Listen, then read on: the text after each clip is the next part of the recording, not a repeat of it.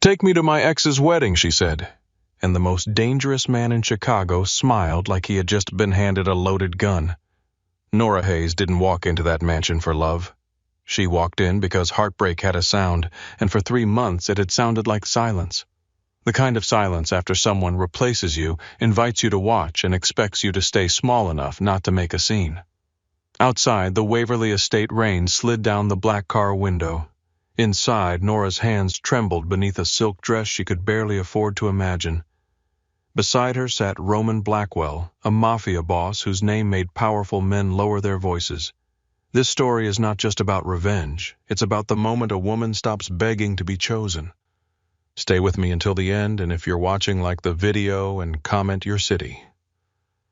The rain outside the Waverly Estate had not started the night Nora Hayes decided to ruin the story everyone had written for her. Back then there was only cold wind, a cracked apartment window, and a cream-colored envelope lying on the floor like a dare. She noticed it the moment she stepped inside. Her apartment was small enough that nothing could hide from her for long. The living room, kitchen, and dining space all belonged to the same tired rectangle of air. A second-hand couch sat against one wall with one cushion softer than the others. A laundry basket leaned near the hallway, still full from Sunday. The kitchen sink held a mug stained with old coffee, and one plate she had rinsed but not washed. Everything looked exactly the way she had left it that morning, except for the envelope. It had been pushed under her door and left on the floorboards, thick and elegant, the kind of paper that made silence feel expensive. Nora stood there with her keys still in her hand. For a few seconds, she did not move. She knew before she bent down. Some part of her knew. The same part of her that had known Preston Caldwell was leaving before he opened his mouth 3 months ago. The body always learned the truth before the heart could bear it. She picked up the envelope. Her name was written across the front in gold ink. Nora Hayes and Guest. The words blurred at the edges. She set her bag down slowly as if any sudden movement might crack something inside her. Her coat stayed on. Her shoes stayed on. She stood in the middle of her apartment under the yellow light that hummed faintly above the kitchen and opened the envelope with a thumb she could not keep steady. The invitation slid out. Preston Caldwell and Lila Monroe request the honor of your presence at the celebration of their marriage. The room seemed to shrink. Nora read it once, then again, then a third time, because humiliation had a strange way of making a person check the details as if pain might be a clerical error. Preston was getting married at the Waverly Estate. Of course he was. The Caldwells did not do anything small. They did not host family gatherings. They staged them. They did not celebrate love. They broadcasted alliances. The Waverly Estate sat outside Chicago behind iron gates and clipped hedges, the kind of place that looked less like a home and more like a promise that people like Nora would never belong there. She stared at the date. 2 weeks away. Not 6 months. Not a year. 2 weeks. 3 months after ending their engagement, Preston was marrying someone else, and he had invited her to watch. Nora sat down on the edge of the couch, still holding the invitation. Her fingers touched the raised gold letters of his name, Preston Caldwell, a name that had once lived in her mouth like a future. She had spent 2 years with that future.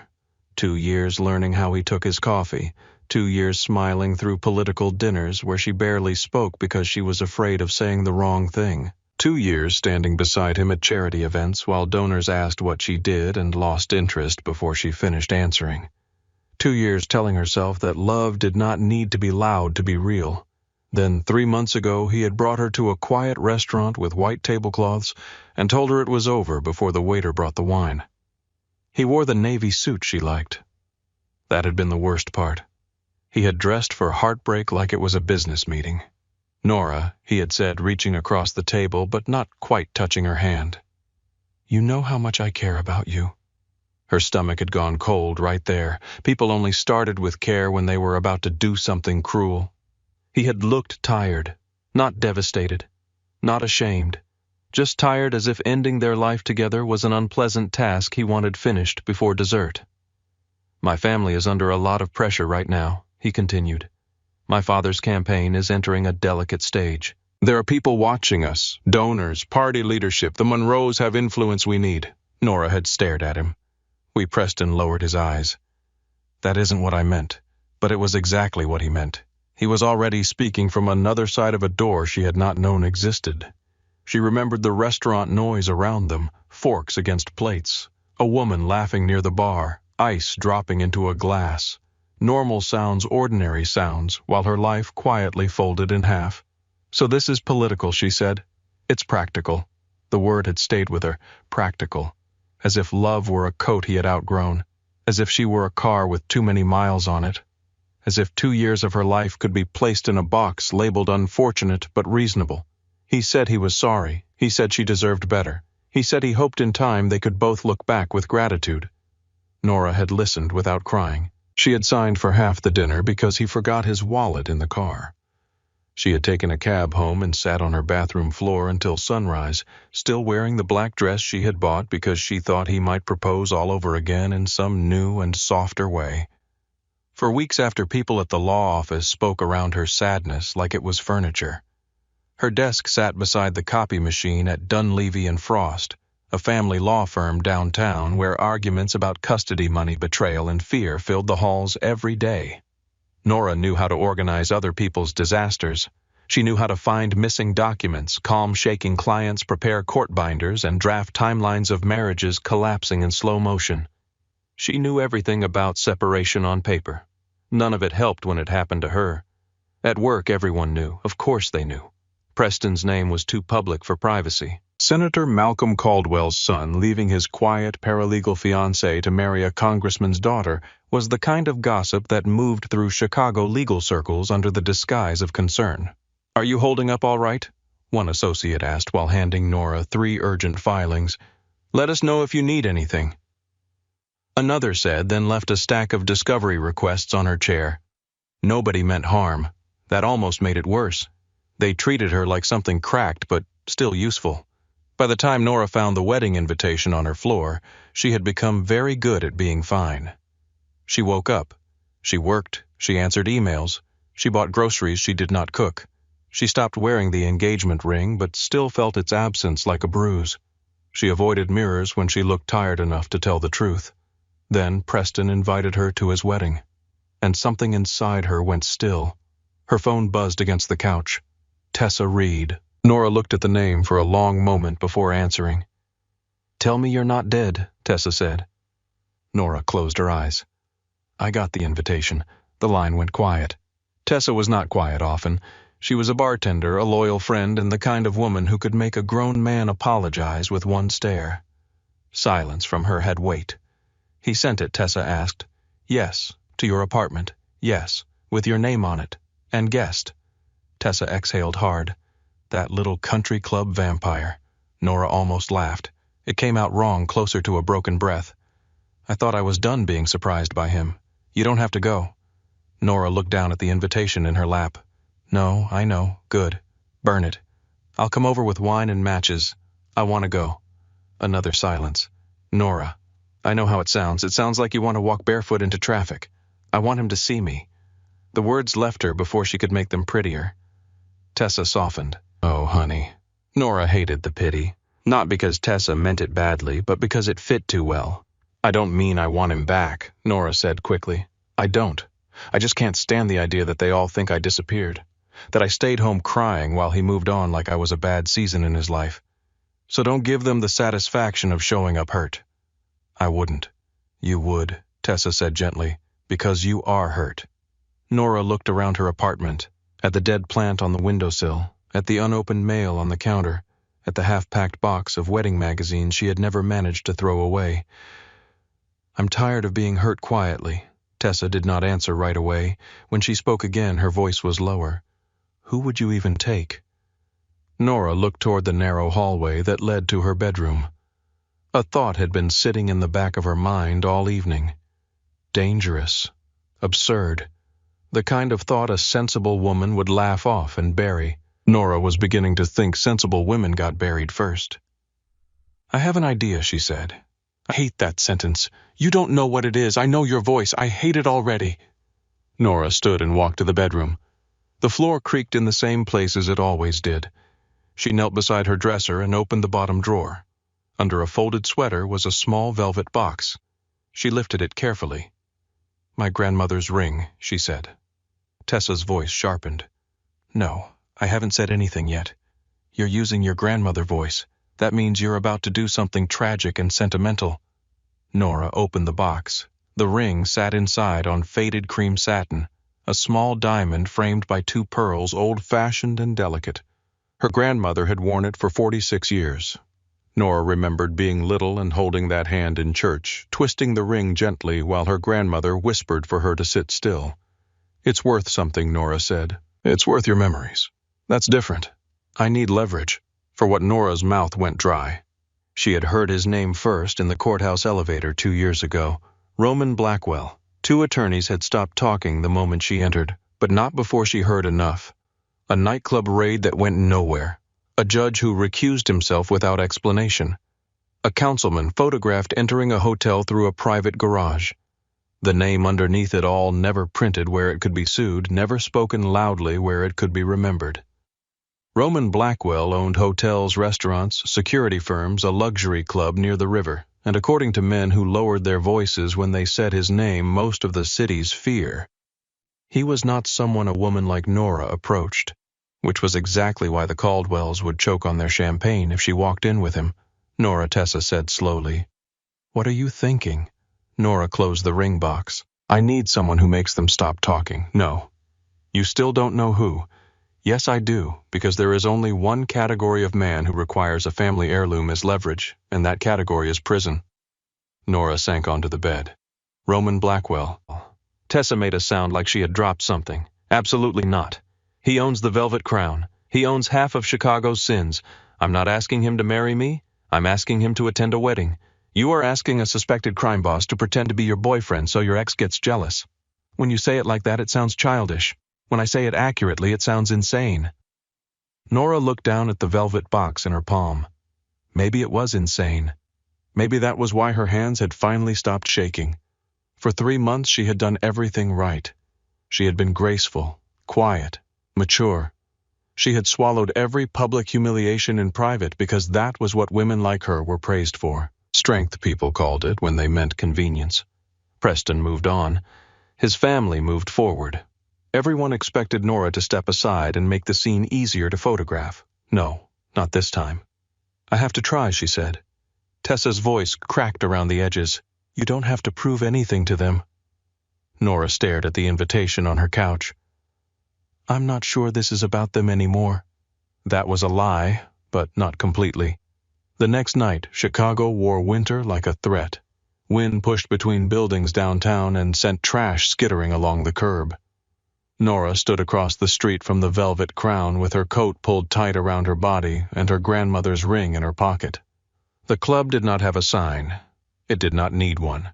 The entrance sat beneath the awning of the Blackwell Meridian Hotel, guarded by 2 men in dark suits who looked less like bouncers and more like final warnings. The doors were black glass. The people who entered did not wait in line. They arrived in sleek cars, murmured names, and disappeared inside as if swallowed by money. Nora stood under a street lamp and almost turned around 6 times. Her phone buzzed. Tessa. Are you alive? Nora typed back with stiff fingers. Yes, Tessa replied instantly. That is not enough information. Nora almost smiled. Then the door across the street opened and a woman in a silver coat stepped out, laughing, her hand tucked inside the arm of a man old enough to be her father. Warm amber light spilled briefly onto the sidewalk. Nora saw black marble inside, velvet, gold. A world that did not make room for women with student loans and thrift store heels. She crossed the street before courage could cool. The guards watched her approach. Neither moved until she reached the door. One of them looked down at her shoes, then her coat, then her face. Private entrance, he said. I need to speak with Mr. Blackwell. The man's expression did not change. No, you don't. Nora swallowed. I have something he may want. Everybody does. The other guard opened the door slightly and spoke to someone inside. A moment later, a hostess appeared. She was elegant in a way that felt sharpened. Black dress, red mouth hair, pinned so smoothly it looked sculpted. Her eyes skimmed over Nora and found every place she did not belong. Good evening, the hostess said. The club is private. I understand. Then you understand this is where the conversation ends. Nora's pulse beat hard in her throat. She had rehearsed this. On the train, in the mirror, in the elevator at work. None of the rehearsals included the way shame would crawl up her neck under a stranger's perfect stare. She reached into her pocket and took out the velvet box. The hostess glanced at it. Not interested, not yet. Please tell Mr. Blackwell, Nora said, forcing each word to land cleanly, that Nora Hayes is here to offer a trade. The hostess's eyes lifted. A trade. Yes, for what Nora thought of Preston at the altar.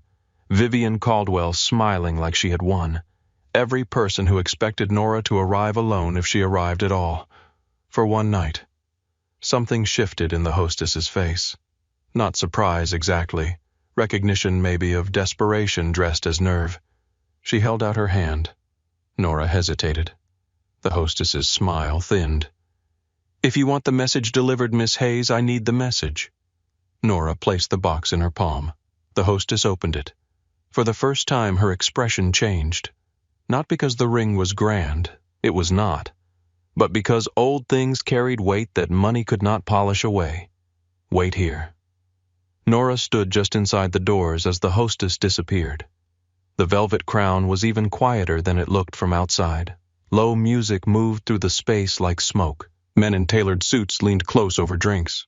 Women laughed softly with eyes that missed nothing. Every surface reflected warm light and dark secrets. Nobody asked Nora to sit. Nobody offered water. Nobody needed to tell her she was being watched. She counted her breaths. At 42, she considered leaving. At 60, she imagined Tessa's voice telling her to run. At 89, a man approached from the shadows. He was tall, broad, and expressionless, with an earpiece tucked against his collar. Miss Hayes. Her spine straightened. Yes, Mr. Blackwell will see you. The hallway behind the club was darker than the lounge. The music faded with each step. Nora followed the man past unmarked doors, past cameras tucked into corners, past a mirror where she caught a glimpse of herself and barely recognized the woman walking toward a man everyone else avoided. The guard stopped at the last door. 5 minutes. He opened it. Nora stepped inside. Roman Blackwell's office overlooked the Chicago River, but the room itself seemed built to keep the city out. Black wood, smoked glass, shelves with no clutter.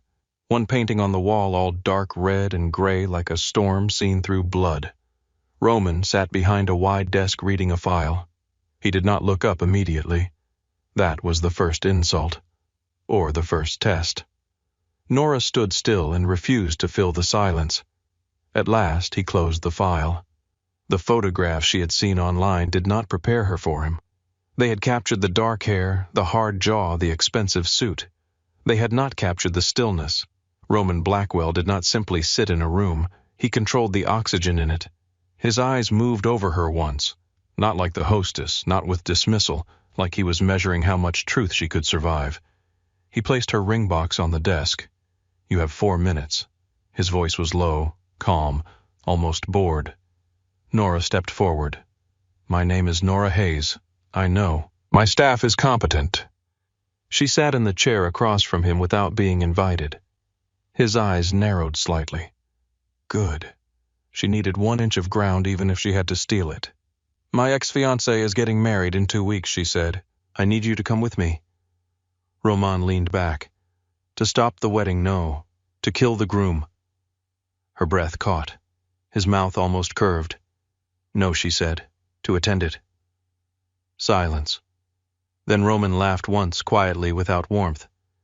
You came into my club, offered a ring that belonged to someone who loved you, and asked me to play date at a wedding. Nora's cheeks burned. Yes. Why? Because they need to believe I moved on. They, the Caldwells. That caught him. Not much. A flicker behind the eyes. A predator hearing a branch snap in the dark. Which Caldwell Preston? Senator Caldwell's son. Roman looked at the ring box, then back at her. You were engaged to Preston Caldwell for 2 years. And now he is marrying Lila Monroe. Congressman Monroe's daughter, yes. Roman's fingers tapped once on the desk. The sound was soft, but Nora felt it in her ribs. Political marriage, he said. That's what he called it.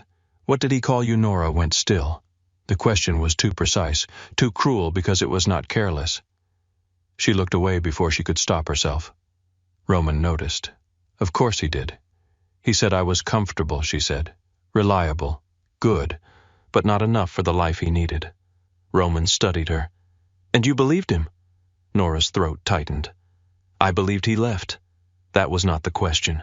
Anger saved her from tears. I didn't come here for therapy. No, you came here for theater. I came here because I am tired of being treated like an empty chair. The words hit the room harder than she expected. Roman stopped tapping. Nora drew a breath. They invited me because they think I won't come. Or because they think I will come alone and prove exactly what they believe about me. That I'm small, safe, forgettable. She leaned forward. I want to walk into that room beside someone they cannot ignore. Roman's gaze sharpened. And you chose me, yes. Do you know what people say about me? Yes. Do you believe it? I believe people like the Caldwells are afraid of you. That was not the question either. Nora held his stare. I believe you are dangerous, and still you came. My life was not exactly safe when I was loved by respectable people. For the first time, Roman was completely still. The city lights shimmered behind him. Somewhere far below, a horn sounded on the river. He reached for the ring box and opened it. His expression did not soften, but his thumb paused near the edge of the old velvet. This is not worth enough to buy what you are asking. I know. Then why bring it? Because it is the only thing I own that proves I am serious. Roman closed the box. Serious women do not walk into private clubs asking criminals for favors. I'm not asking for a favor. No, I'm offering a trade. What could you possibly have that I want? Nora did not know. That was the terrible truth. She had come armed with grief, pride, and a ring worth less to him than his cufflinks. But Roman Blackwell was watching her now, as if her answer mattered. She thought of the invitation, the gold letters, the way Preston had apologized while already belonging to someone else's future. She thought of every room where she had made herself smaller so powerful people could feel comfortable. Then she said the only thing she had left. A story. Roman's eyes changed. Nora continued before fear could stop her. You understand stories. You built one around yourself so strong that people whisper before they say your name. You made men afraid of what they think you might do. You made politicians pretend they don't know you while checking over their shoulders when you walk in. Her voice steadied. I need a story for one night. I need them to look at me and believe I didn't just survive him. I need them to believe I became someone he never had the courage to deserve. The silence after that felt different. Less empty. More dangerous. Roman stood. Nora forced herself not to move as he came around the desk. He was taller than she expected up close. Not just tall. Present. His suit fit like it had been made on his body that morning. His cologne was dark and clean, something expensive undercut with smoke. He stopped in front of her. You want revenge? Nora looked up. I want dignity. Dignity is quiet. Not mine. Not anymore. Roman held her gaze for a long moment. Then he placed the ring box in her lap. I'll go. Nora blinked. What I said, I'll go. She gripped the box. For the ring, no. Then what do you want? Roman's face gave away nothing. 2 weeks. Nora's stomach tightened. 2 weeks for what? You will stay with me. No. The word came out fast. Roman looked almost amused. No, I have a job. I have rent. I have a life. You have an apartment where you rehearse grief and a job where people mistake your silence for usefulness. Nora stood so quickly the chair scraped behind her. You don't know anything about my life. I know enough. You walked into my office wearing a coat with a missing button and the face of a woman who has apologized for breathing too loudly. The accuracy of it made her furious. I came here for one night. You came here because one night matters. That means every detail matters. Roman stepped closer. The way you walk, the way you answer questions, the way you hold a glass, the way you stand beside me without looking like you expect someone to ask you to leave. Nora hated him then, a little, because he was right. You want me to pretend, she said. No. Pretending is cheap. People like the Caldwells can smell cheap. I will teach you how to make them doubt their own memory of you. Her pulse moved strangely under her skin. And after the wedding, After the wedding you go back to your life. The answer should have comforted her. It did not. Roman turned and walked back to his desk. Those are my terms. Nora looked down at her grandmother's ring. She thought of Tessa telling her to burn the invitation. She thought of the safe choice, the mature choice, the quiet choice. Then she thought of Preston seeing her walk into that ballroom alone, offering her that soft, pitying smile, the one that said he hoped she would find happiness someday, far away from the important rooms. No. Nora closed the ring box. 2 weeks, she said. Roman glanced up. You will follow my instructions. I'm not your employee. No. If you were, this would be easier. I won't quit my job. Take leave. I can't afford that. I'll handle it. No. Roman studied her, and this time something like approval touched his mouth. There she is. Nora frowned. Who the woman angry enough to survive this? Her breath caught, but she did not look away. Roman opened a drawer, removed a black card, and wrote something on the back. He slid it across the desk. My driver is outside. He will take you home tonight. Tomorrow morning he will bring you to my residence. I haven't agreed to that. Roman looked at her. Yes, you have. Nora picked up the card. The paper felt heavier than it should have. At the door she stopped. Why are you doing this? Roman did not answer right away. He looked out at the river where the city lights broke apart on the dark water. Because Senator Caldwell has spent years pretending his hands are clean. Nora turned fully. What does that mean? It means your wedding invitation may be useful to both of us. Her stomach dipped. So I am useful, at the moment, Roman said.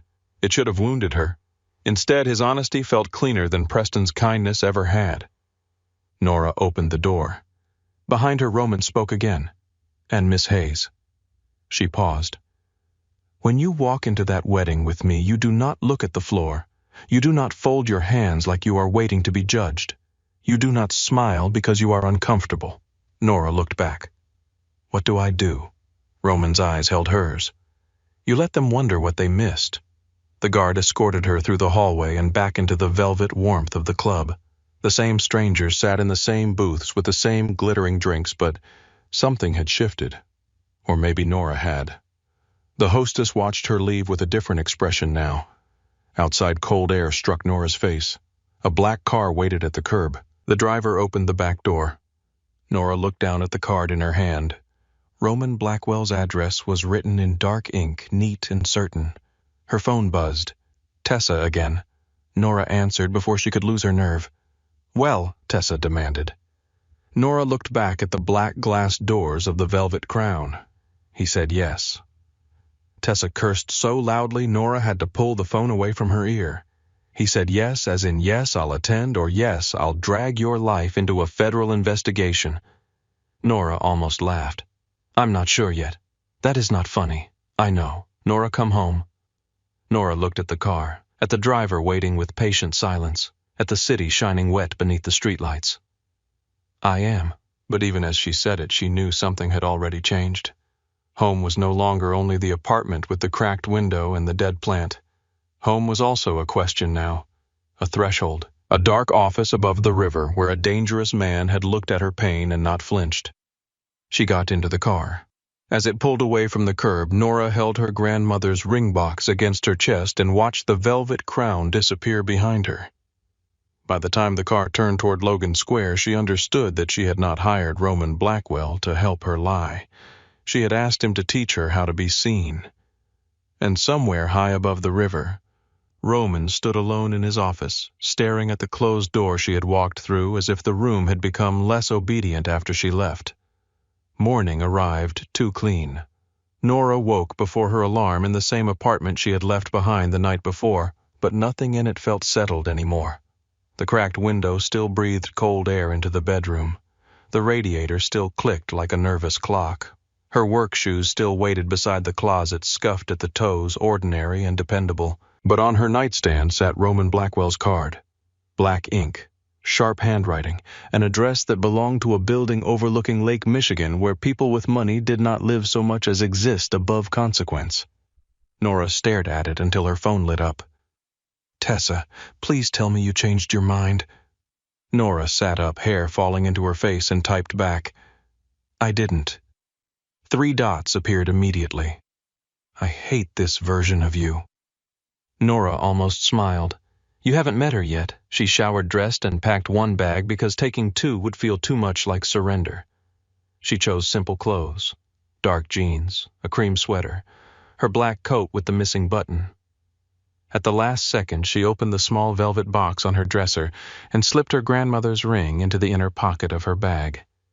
Not as payment anymore, as proof that she still belonged to herself. At exactly 7, a black car pulled up outside her building. Nora saw it through the window and felt her stomach fold in on itself. The car looked wrong on her street, too polished for the cracked sidewalks, too quiet for the garbage truck groaning near the corner. A man in a dark suit stepped out and looked up at her window as if he knew she was watching. She almost called Tessa. Instead, she lifted her bag and went downstairs. The driver opened the door. Miss Hayes. His voice was polite. His face gave away nothing. Nora slid into the back seat. The ride across Chicago felt like crossing out of one life and into another. Storefronts blurred past, corner bakeries, bus stops, office workers with paper cups of coffee. People going somewhere they understood. Nora watched them and wondered when her life had become the kind of thing a person could explain only by sounding insane. "I am going to live with a Mafia boss for 2 weeks so he can teach me how not to look destroyed at my ex-fiance's wedding." No court document she had ever prepared sounded that complicated. Roman's building rose near the lake, all steel and glass, with a private entrance guarded by 2 men who recognized the car before it stopped. The lobby smelled like cedar stone and money. No music played, no one chatted. Even the elevator was silent, climbing so smoothly Nora felt as if the city were dropping away beneath her. When the doors opened, the penthouse did not greet her. It judged her. Wide open space, black marble floors, pale walls, long windows facing the lake. The morning light came in cold and silver, touching furniture that looked too expensive to sit on. There were no piles of books, no shoes by the door, no coffee mug left on a table. Nothing accidental, nothing soft. Roman stood near the windows, phone in hand, wearing black trousers and a white shirt with the sleeves rolled to his forearms. He looked at her bag. That all Nora lifted her chin. "I wasn't sure if I was moving in or being held for ransom." Something flickered at the corner of his mouth. If it were ransom, I would have asked for someone richer. A woman entered from a hallway before Nora could answer. She was older, maybe late 50s, with silver hair pulled into a neat twist and a posture that made the room straighten around her. "Miss Hayes," Roman said. "This is Evelyn Rhodes. She manages the residence." Evelyn gave Nora one measured look. "Welcome." It did not sound welcoming, it sounded accurate. "Thank you," Nora said. "Your room is ready. Breakfast is in 10 minutes. Mr. Blackwell does not tolerate lateness." Nora glanced at Roman. "Does Mr. Blackwell tolerate breathing?" Roman put his phone in his pocket. "Only when useful." Evelyn's expression did not change, but Nora thought she saw a flash of approval. The guest room was larger than Nora's entire apartment. A king bed sat beneath a wall of windows. The bathroom had pale stone counters, a glass shower, and towels folded so precisely they made her feel accused. Her bag looked pitiful on the bench at the foot of the bed. She had 7 minutes before breakfast. She used 4 of them staring at herself in the mirror. She looked like herself. Tired eyes, damp hair, nervous mouth. But not exactly. There was something new beneath the fear, a thin wire of defiance. Fragile, but there. At breakfast, Roman sat at the head of a table long enough for 12 people. Coffee steamed beside him. A plate of eggs, fruit, and toast waited at the place across from him. Nora sat. Roman looked at his watch. "You're 30 seconds late. I was admiring your prison. You will find the food better. I'm not hungry. You will eat anyway." Nora picked up her fork because she wanted to argue and did not want to give him the satisfaction of hearing her stomach growl. Roman watched her take a bite. "Tell me about Preston." The eggs turned to dust in her mouth. "What about him? Everything." "No." Roman leaned back. "That was not a suggestion. I am not a case file. No. Case files are usually more organized." Nora set her fork down. "You want to teach me how to walk into a wedding? Fine. But I am not spending breakfast describing my heartbreak like evidence." Roman's gaze stayed on her, then described the man. Nora looked toward the lake. The water beyond the glass was gray and restless. He is charming when people are watching, careful when they are not. He makes decisions slowly enough that they feel thoughtful even when they are selfish. He likes being admired for kindness more than he likes being kind. Roman nodded once. Good. Good. That is the first useful thing you have said. Nora's eyes cut back to him. I thought you wanted emotional details. I want truth. Emotion comes with it if the person is not lying to herself. Her jaw tightened. He did love me. Roman did not answer. Nora hated that more than if he had disagreed. He did, she said again. Perhaps. Don't do that. Do what look like you know something about my life because you've decided everyone is weak and predictable. Roman's expression cooled. I know men who choose power over love often call it sacrifice so they can sleep at night. Nora's anger rose fast enough to warm her face. And what do men like you call it? Roman's eyes held hers. Business. The word should have ended the conversation. Instead, it exposed the shape of him. No apology, no disguise, just a blade laid flat on the table. Nora looked away first. Roman noticed. Of course he did. After breakfast, he brought her to the living room and stood near the fireplace with his arms folded. Walk to the windows. Nora stared at him. That's it, walk. She did. Halfway across the room, Roman said, stop. Nora stopped. You lead with apology. I lead with feet. Your shoulders are rounded. Your steps are small. You glance down before you move as if asking permission from the floor. Nora turned. I don't walk like that. You do. I have walked for 29 years. And apparently no one corrected you. She crossed her arms. I am not a horse at auction. No, Roman said. A horse would have better posture. She wanted to throw something at him. Instead, she walked again. Stop. Nora turned sharply. What now? You are angry. Use it. Do not let it make you sloppy. He moved closer, stopping behind her without touching. Shoulders back, chin level. Breathe from here. His hand hovered near her ribs, not landing. The restraint was somehow more intimate than the contact. Nora adjusted her posture. It felt unnatural, exposed, as if straightening her spine made every part of her easier to see. Roman stepped away. Again. So she walked.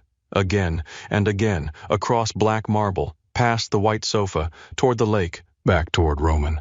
The first hour burned in her calves. The second burned in her pride. By the third, she stopped thinking about each step and started feeling the room change around her. Not much. Not enough to be called confidence, but the floor no longer seemed like something she had to apologize to. Roman watched without praise. That made her want it more. When he finally said, better, Nora felt the word strike deeper than it should have. They moved from walking to standing. That was worse. Roman made her stand in the center of the living room while he circled her like a thought he did not trust. Hands. Nora looked down. They were clasped in front of her. What about them? You look like you are waiting for a verdict. She dropped them at her sides. Now I look like I don't know what to do with my hands. You don't. That is why we are here. He placed a crystal glass in her right hand. Hold it. She did. Not like it contains poison. Does it not today? He showed her how to rest her fingers, how to keep her wrist relaxed, how to hold a glass without turning it into a shield. Then came eye contact. Roman sat across from her in a low chair and said, Look at me. Nora did. For 3 seconds. Then her gaze slipped. Again. She tried again. This time she lasted 5. Again. By the 7th try, her heartbeat was loud enough to make the room feel smaller. This is ridiculous, she said. No. This is where people like Vivian Caldwell win before they speak. Nora swallowed. She is not that powerful. Then why does thinking about her make your mouth go dry? Nora said nothing. Roman leaned forward. People like her do not need to raise a voice. They look at you as if you are already beneath them and you finish the work by lowering yourself. Nora's fingers tightened around the glass. She was always kind to me. Roman's expression did not change. Was she? The question opened a door Nora had spent years keeping shut. Vivian Caldwell handing her a dress for a fundraiser and saying, This color will help you look less tired. Vivian touching Nora's arm at dinner and saying Preston has always liked simple girls. It keeps him grounded. Vivian smiling when Nora mentioned work and replying, "How sweet. I imagine that keeps you busy. Kindness with teeth." Nora looked at Roman. This time she did not look away. He saw it. "There," he said quietly. The day became a series of corrections. Walk slower, answer cleaner, do not laugh when nothing is funny. Do not explain yourself to people committed to misunderstanding you. By sunset, Nora's body ached. Her mind felt peeled open. Evelyn brought dinner to a smaller table near the windows, and Nora lowered herself into the chair like an old woman. Roman poured water into her glass. She watched him. "You enjoy control." "Yes. At least you admit it." "Lying wastes time. Is that why people are afraid of you?" "No," he said. "People are afraid of me because I do not bluff." Nora studied him in the fading light. Preston bluffed all the time. Roman cut into his steak. "And you called it hope." The words landed too close. Nora pushed her plate away. "You know, for someone helping me look less wounded, you do enjoy pressing bruises." Roman looked up. "If a bruise still hurts, it is useful. It tells us where the injury is. And what do you do with your injuries? Make sure no one can reach them twice." The answer came too fast, too practiced. For a moment, Nora saw something beneath the polished surface. Not softness, something older, harder because it had once been soft. Then his phone buzzed. The mask returned. He read the message and stood. "We continue at 6 tomorrow." Nora gave a tired laugh. "I may be dead by then be punctual in death." The next days blurred into discipline. Roman trained her in the mornings until her muscles learned what her mind resisted. Evelyn corrected her table manners with the patience of a royal executioner. A tailor arrived with measuring tape and silent judgment. Boxes of clothes appeared in the guest suite, all elegant, all simple, all more expensive than anything Nora owned. She refused half of them. Roman did not argue. He only said pride is not the same as dignity. Nora held up a silk blouse. "And this is dignity, no, that is fabric. Dignity is how you wear it." She hated how often he made sense. On the 4th day, conversation training began. Roman stood near the bar with a glass of water and transformed into Vivian Caldwell so completely Nora forgot to breathe. His posture softened. His smile warmed. His voice became gentle enough to hide a knife. "Nora, darling, how brave of you to come. I always admired your ability to endure difficult rooms." The sound of Vivian's cruelty in Roman's mouth made Nora's stomach drop. She answered too quickly. "I'm fine." Roman dropped the act. "Dead. What you died in the first sentence, that is dramatic. You defended yourself before anyone accused you." He returned to the role. "Nora, darling, how brave of you to come." Nora inhaled, then smiled. "Vivian, I always admired your ability to make concern sound so decorative." Roman went still. Then his real smile appeared. Small, sharp, dangerous, better. They practiced Preston next. That was harder. Roman did not mimic Preston's voice. He did something worse. He captured the gentle condescension, the careful eyes, the soft regret that made every insult sound like worry.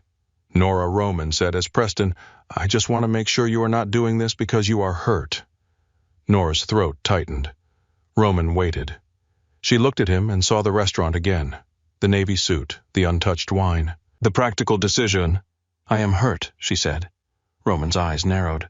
Nora continued, "But my pain is not proof that you still know what is best for me." Silence. Roman stepped out of the role. "That one," he said. "Remember that." By the end of the first week, Nora could enter a room without shrinking.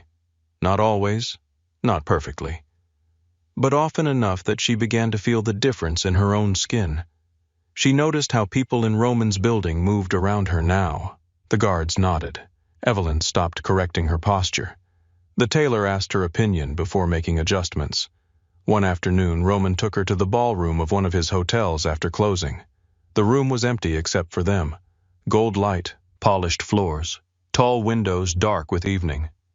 Nora stood near the center and looked around. "Why are we here?" Roman removed his jacket and laid it over a chair. "You need to learn how to dance without looking like you expect to be abandoned mid-song." "I do not look like that. You look like that when you are standing still." She rolled her eyes, but her pulse changed when he stepped toward her. He offered his hand. Nora placed hers in it. His palm was warm, firm, controlled. His other hand settled at her waist. Not possessive, not gentle, somewhere between instruction and danger. Nora forgot the first step. Roman looked down at her. If you plan to faint, do it away from the marble. I'm not fainting, then move. They moved. Badly at first. Nora stepped on his shoe twice. Roman said nothing the first time. The second time he said, "That shoe costs more than your rent, then it can afford the pain." His laugh surprised both of them. It was brief, low, and real. Nora looked up. Roman's face changed as if he regretted giving her that sound. The music playing through the empty ballroom was slow something with strings and piano. Nora followed his lead. Her body began to trust the rhythm. The room grew quieter. The space between them became too aware of itself. "Why do you hate the Caldwells?" she asked. Roman's hand tightened at her waist barely. "Careful. You brought it up first. I said they were useful. No. You said Senator Caldwell pretends his hands are clean." Roman led her through a turn. For a moment, Nora faced the empty room. Then she turned back into him. "My brother trusted the wrong men," Roman said. Nora did not speak. Roman's eyes stayed past her shoulder. Caldwell was one of them. He built a public career condemning organized crime while taking private favors from people worse than me. When pressure came, he needed a body to throw to the wolves. My brother was convenient. What happened to him? Roman's jaw shifted. Prison first. A blade 6 months later. The music seemed to thin. Nora's hand stilled on his shoulder. "I'm sorry." Roman looked at her then. "Do not be. You did not kill him. No. But someone taught you to make grief look like control." The words escaped before she could soften them. Roman stopped dancing. For one breath, Nora thought she had gone too far. Then he released her hand. "Again," he said. But his voice had changed. That night, Nora called Tessa from the guest suite. Tessa answered on the first ring. "Say pineapple if you need extraction." Nora laughed softly. "I'm fine. You sound tired." "I am tired." "Is he awful?" Nora looked toward the door beyond which Roman's silent penthouse stretched like a secret. "Yes, Nora." "And no," Tessa groaned. "That is exactly the tone women use before they make catastrophic romantic decisions. It's not romantic. Does he look at you like he wants to ruin your life?" Nora thought of the empty ballroom, Roman's hand at her waist, his laugh. His brother. He looks at everyone like that. Not an answer. Nora sat on the edge of the bed. He sees too much. Tessa was quiet for the moment. "Just make sure he sees you, not what he can turn you into." After the call, Nora could not sleep. She walked out to the kitchen for water and found Roman on the balcony alone in the cold. No jacket, no phone. Just his hands on the railing and the city below him. She should have gone back. Instead, she stepped outside. The wind lifted her hair. Roman did not turn. "You should be asleep. You say that like sleep is a command." "Most things are." Nora stood beside him, leaving space between them. "Do you ever get tired of being obeyed?" He looked at the lake.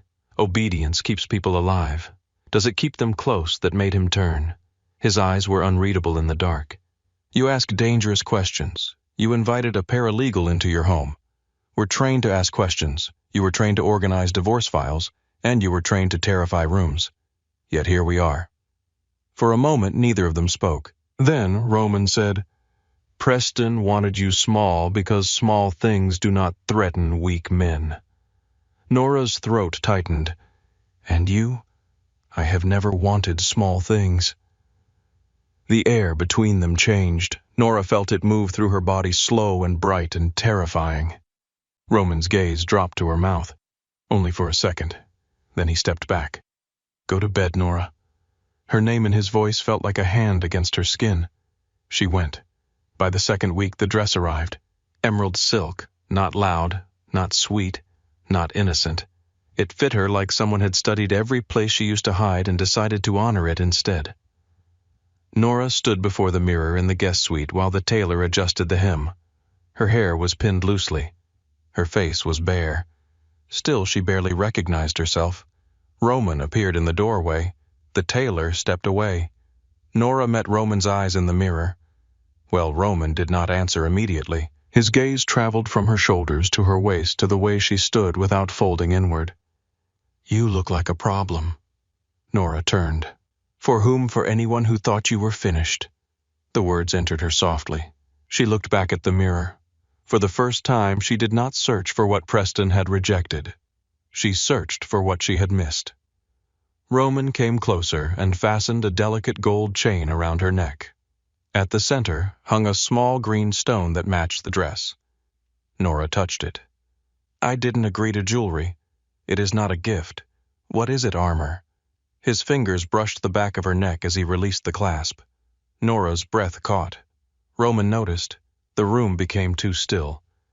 What happens after Saturday? She asked. Roman's hands lowered. You go home. The answer was the same as before. This time it hurt more. And you? I return to work. Just like that, his face closed. That was the arrangement. Nora nodded, but her reflection blurred for a second. Right. Roman stepped away. Nora, she looked at him. His expression softened so briefly she might have imagined it. When you walk into that wedding, do not perform confidence. What should I do? Remember it. She wanted to ask him to say something else, something honest, something that did not sound like an ending before the night had even come. But Roman Blackwell was already walking away. Saturday arrived gray and cold. Rain pressed against the windows in fine silver lines. Nora woke before dawn and lay still, listening to the city breathe beneath the penthouse. Evelyn brought coffee at 8 and said nothing about the wedding. That kindness from Evelyn felt almost intimate. By noon, the suite filled with quiet professionals. Hair, makeup, final dress adjustments. Nora let them work around her like she was something being prepared for display. But inside her thoughts were sharp and moving. Preston would be there. Vivian would smile, guests would whisper, Roman would stand beside her, and then it would end. At 3, Nora stepped into the main room. Roman waited near the elevator in a charcoal suit, dark shirt, no tie. He looked less like a wedding guest than a beautiful warning. His eyes found her. For once, he said nothing.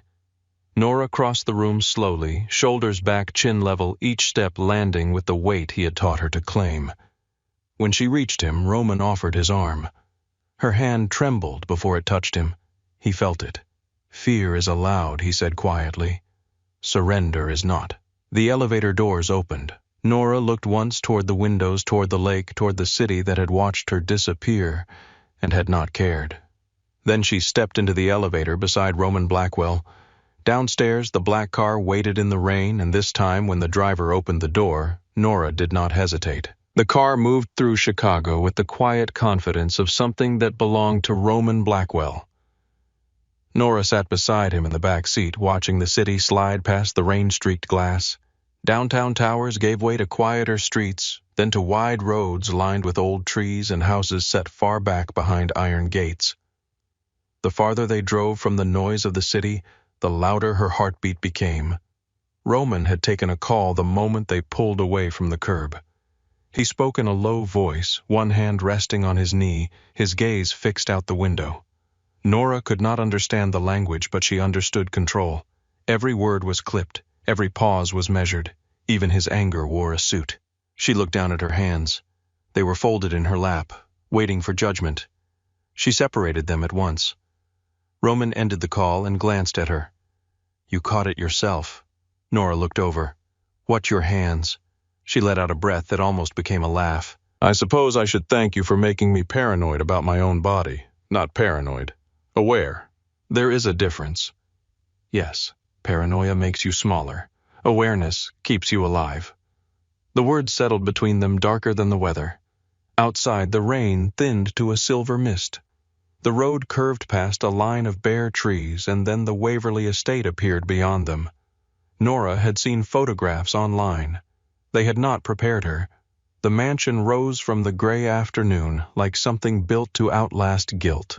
Limestone walls, tall windows, a wide staircase leading to double doors framed by white roses.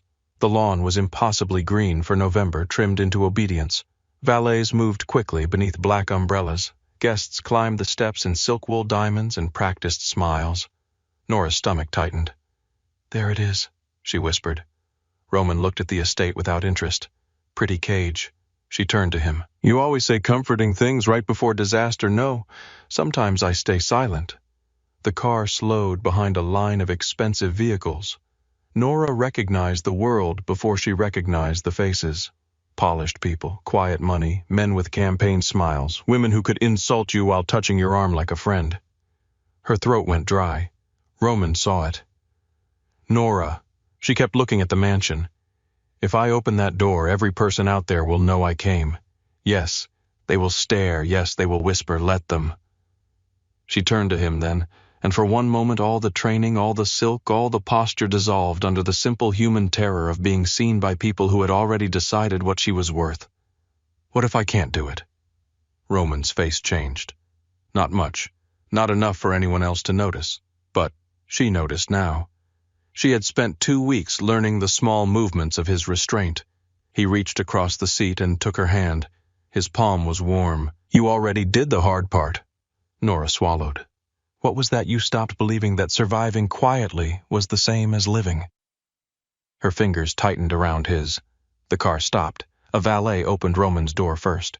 Cold air rushed in. Roman stepped out, buttoned his suit jacket, and turned back to offer his hand. Nora looked at it, then at the mansion, then at the guests who were already looking. She placed her hand in his.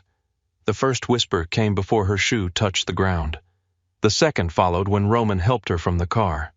By the time Nora stood beside him, the conversations near the steps had gone thin and uneven. A woman in pale blue stopped with a champagne glass halfway to her lips. A man Nora recognized from one of Senator Caldwell's fundraisers stared openly at Roman, then looked away too fast. Roman offered his arm. Nora took it. The emerald silk moved around her legs as they walked. Every step felt louder than it should have. Her instinct begged her to lower her gaze, but she kept her eyes forward, shoulders back, chin level. Do not ask the floor for permission. At the top of the stairs, an older woman turned and froze. Vivian Caldwell. Nora had imagined this moment for days. In some versions, Vivian looked shocked. In others, furious. In reality, she looked exactly as she always did. Beautiful, composed, unbothered by anything that did not threaten her. But her eyes gave her away. They moved from Nora's dress to Roman's face, then back to Nora with the smallest crack in her smile. Nora Vivian said, her voice soft enough to pass as affection. What a lovely surprise. Nora smiled. Vivian, you look beautiful. It was true. Vivian always looked beautiful. That had never been the problem. Vivian came closer and kissed the air beside Nora's cheek. We weren't certain you would attend. Nora felt Roman beside her, silent and steady. I was invited, of course. Vivian's gaze slid toward Roman. And you brought a guest. Roman extended his hand. Roman Blackwell. Vivian did not take it right away. Nora watched the name land. The pause lasted 1 second too long. Then Vivian placed her hand in his. Mr. Blackwell, I believe I know your name. Roman's smile was faint. Most people believe that. Vivian withdrew her hand. And how do you and Nora know each other? Nora felt the old urge to explain everything, to soften the lie, to make it comfortable for everyone else. Instead, she let the silence stretch just long enough to become hers. We met through mutual acquaintances, she said. Chicago is smaller than people think. Roman looked at her with quiet approval. Vivian noticed that too. How fortunate, Vivian said. Preston will be pleased you came. Nora's smile did not move. I hope today is everything he deserves. For the first time in all the years Nora had known her, Vivian Caldwell had no immediate answer. Roman's hand settled lightly at Nora's back. They moved past her into the estate. Inside the mansion smelled of roses, candle wax, and expensive perfume. A string quartet played somewhere beyond the entrance hall. Guests drifted in clusters, speaking in low voices that shifted when Nora and Roman passed. The estate had been transformed into a wedding dream, all white flowers and gold light. But beneath it, Nora could feel the machinery. Donors, cameras, alliances, every smile had an audience. She saw faces from her old life with Preston. A judge's wife who once asked if Nora planned to keep working after marriage. A campaign advisor who never remembered her name. A cousin of Preston's who had once called her sweet in the same tone people used for simple desserts. They saw her now. Not all kindly, but they saw her. Roman leaned close. Breathe. I am breathing. Barely. Nora inhaled slowly. Better no. but prettier. She almost laughed, and the sound loosened something in her chest. They entered the ceremony room through tall double doors. Rows of white chairs faced a floral arch near the windows where rain shimmered against the glass like a curtain. The aisle was lined with candles, each flame steady despite the draft. Music floated over the room, elegant and hollow. Roman guided her to seats near the back, not hidden, not exposed. Nora glanced at him. Strategic always. They sat. For a few minutes, Nora let the room come into focus. The front rows were filled with the Caldwells on one side and the Monroes on the other. Senator Malcolm Caldwell sat straight-backed beside Vivian, his silver hair perfect, his expression arranged for photographs. Congressman Monroe sat across the aisle, laughing quietly with a man Nora recognized from a news panel. This was not a wedding. It was a treaty with flowers. Then Preston appeared. Nora felt her body remember him before her heart decided what to do. He stood near the altar in a black tuxedo, tall and clean-shaven. His blonde hair combed back his face, turned toward the aisle with that careful smile she had once mistaken for gentleness.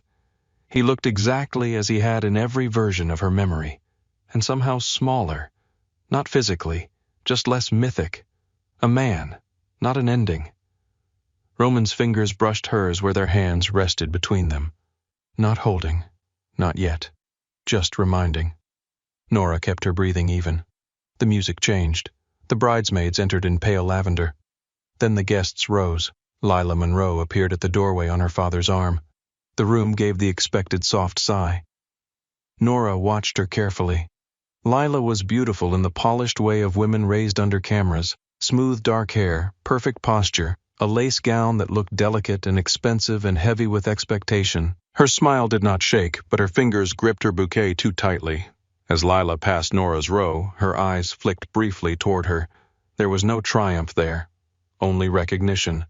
Nora felt it like a quiet hand on glass. Maybe Lila was not the woman who stole her future. Maybe she was another woman being arranged inside one. At the altar, Preston took Lila's hand. He smiled at her, and the room believed it, because rooms like this were built to believe beautiful lies. The ceremony began. Words about devotion, partnership, honor, choosing each other every day. Nora listened with strange calm. There had been a time when those words would have opened her like a wound. She had imagined them with Preston. She had imagined standing beneath flowers, hearing him promise forever in front of people who finally had to acknowledge she mattered. Now, as the officiant spoke, she looked at Preston and found no ache sharp enough to fear. Only memory. Only the ghost of a woman who had wanted so badly to be chosen that she forgot to ask whether the chooser was worthy.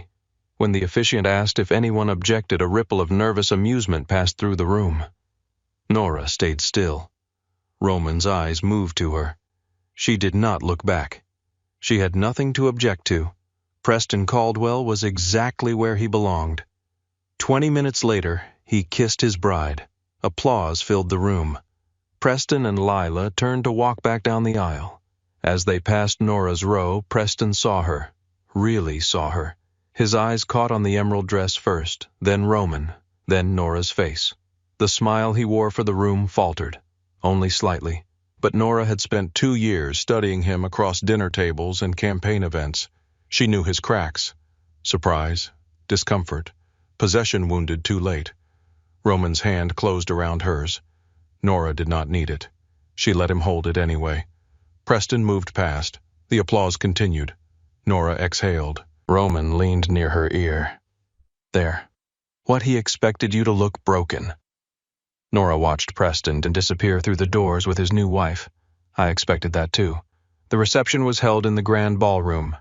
If the ceremony had been elegant, the reception was designed to conquer. Crystal chandeliers hung above long tables dressed in white and gold. Tall arrangements of roses rose from the center of each table like monuments. Waiters moved with trays of champagne.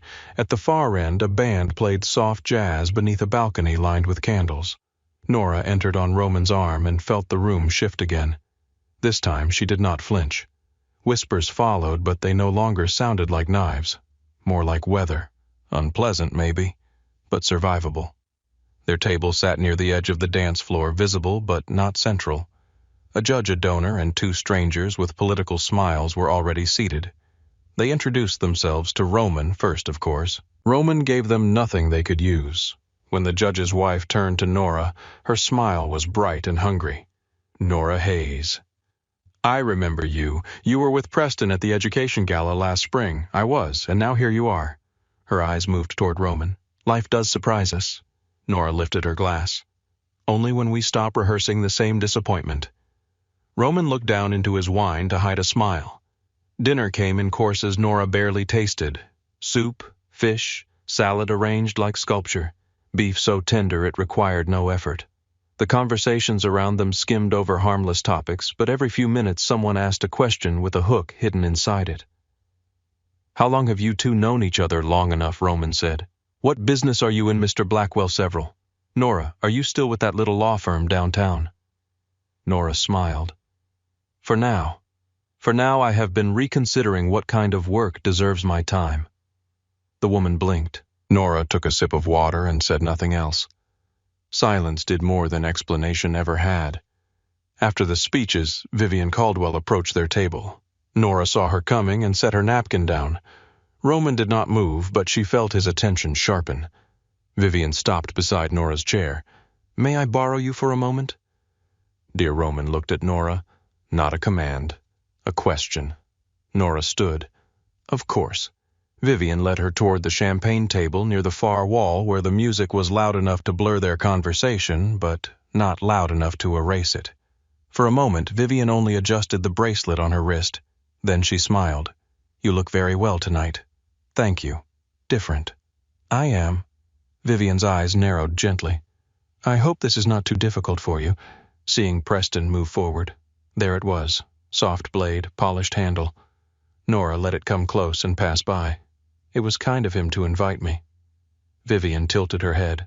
Kind, it gave me a chance to see clearly.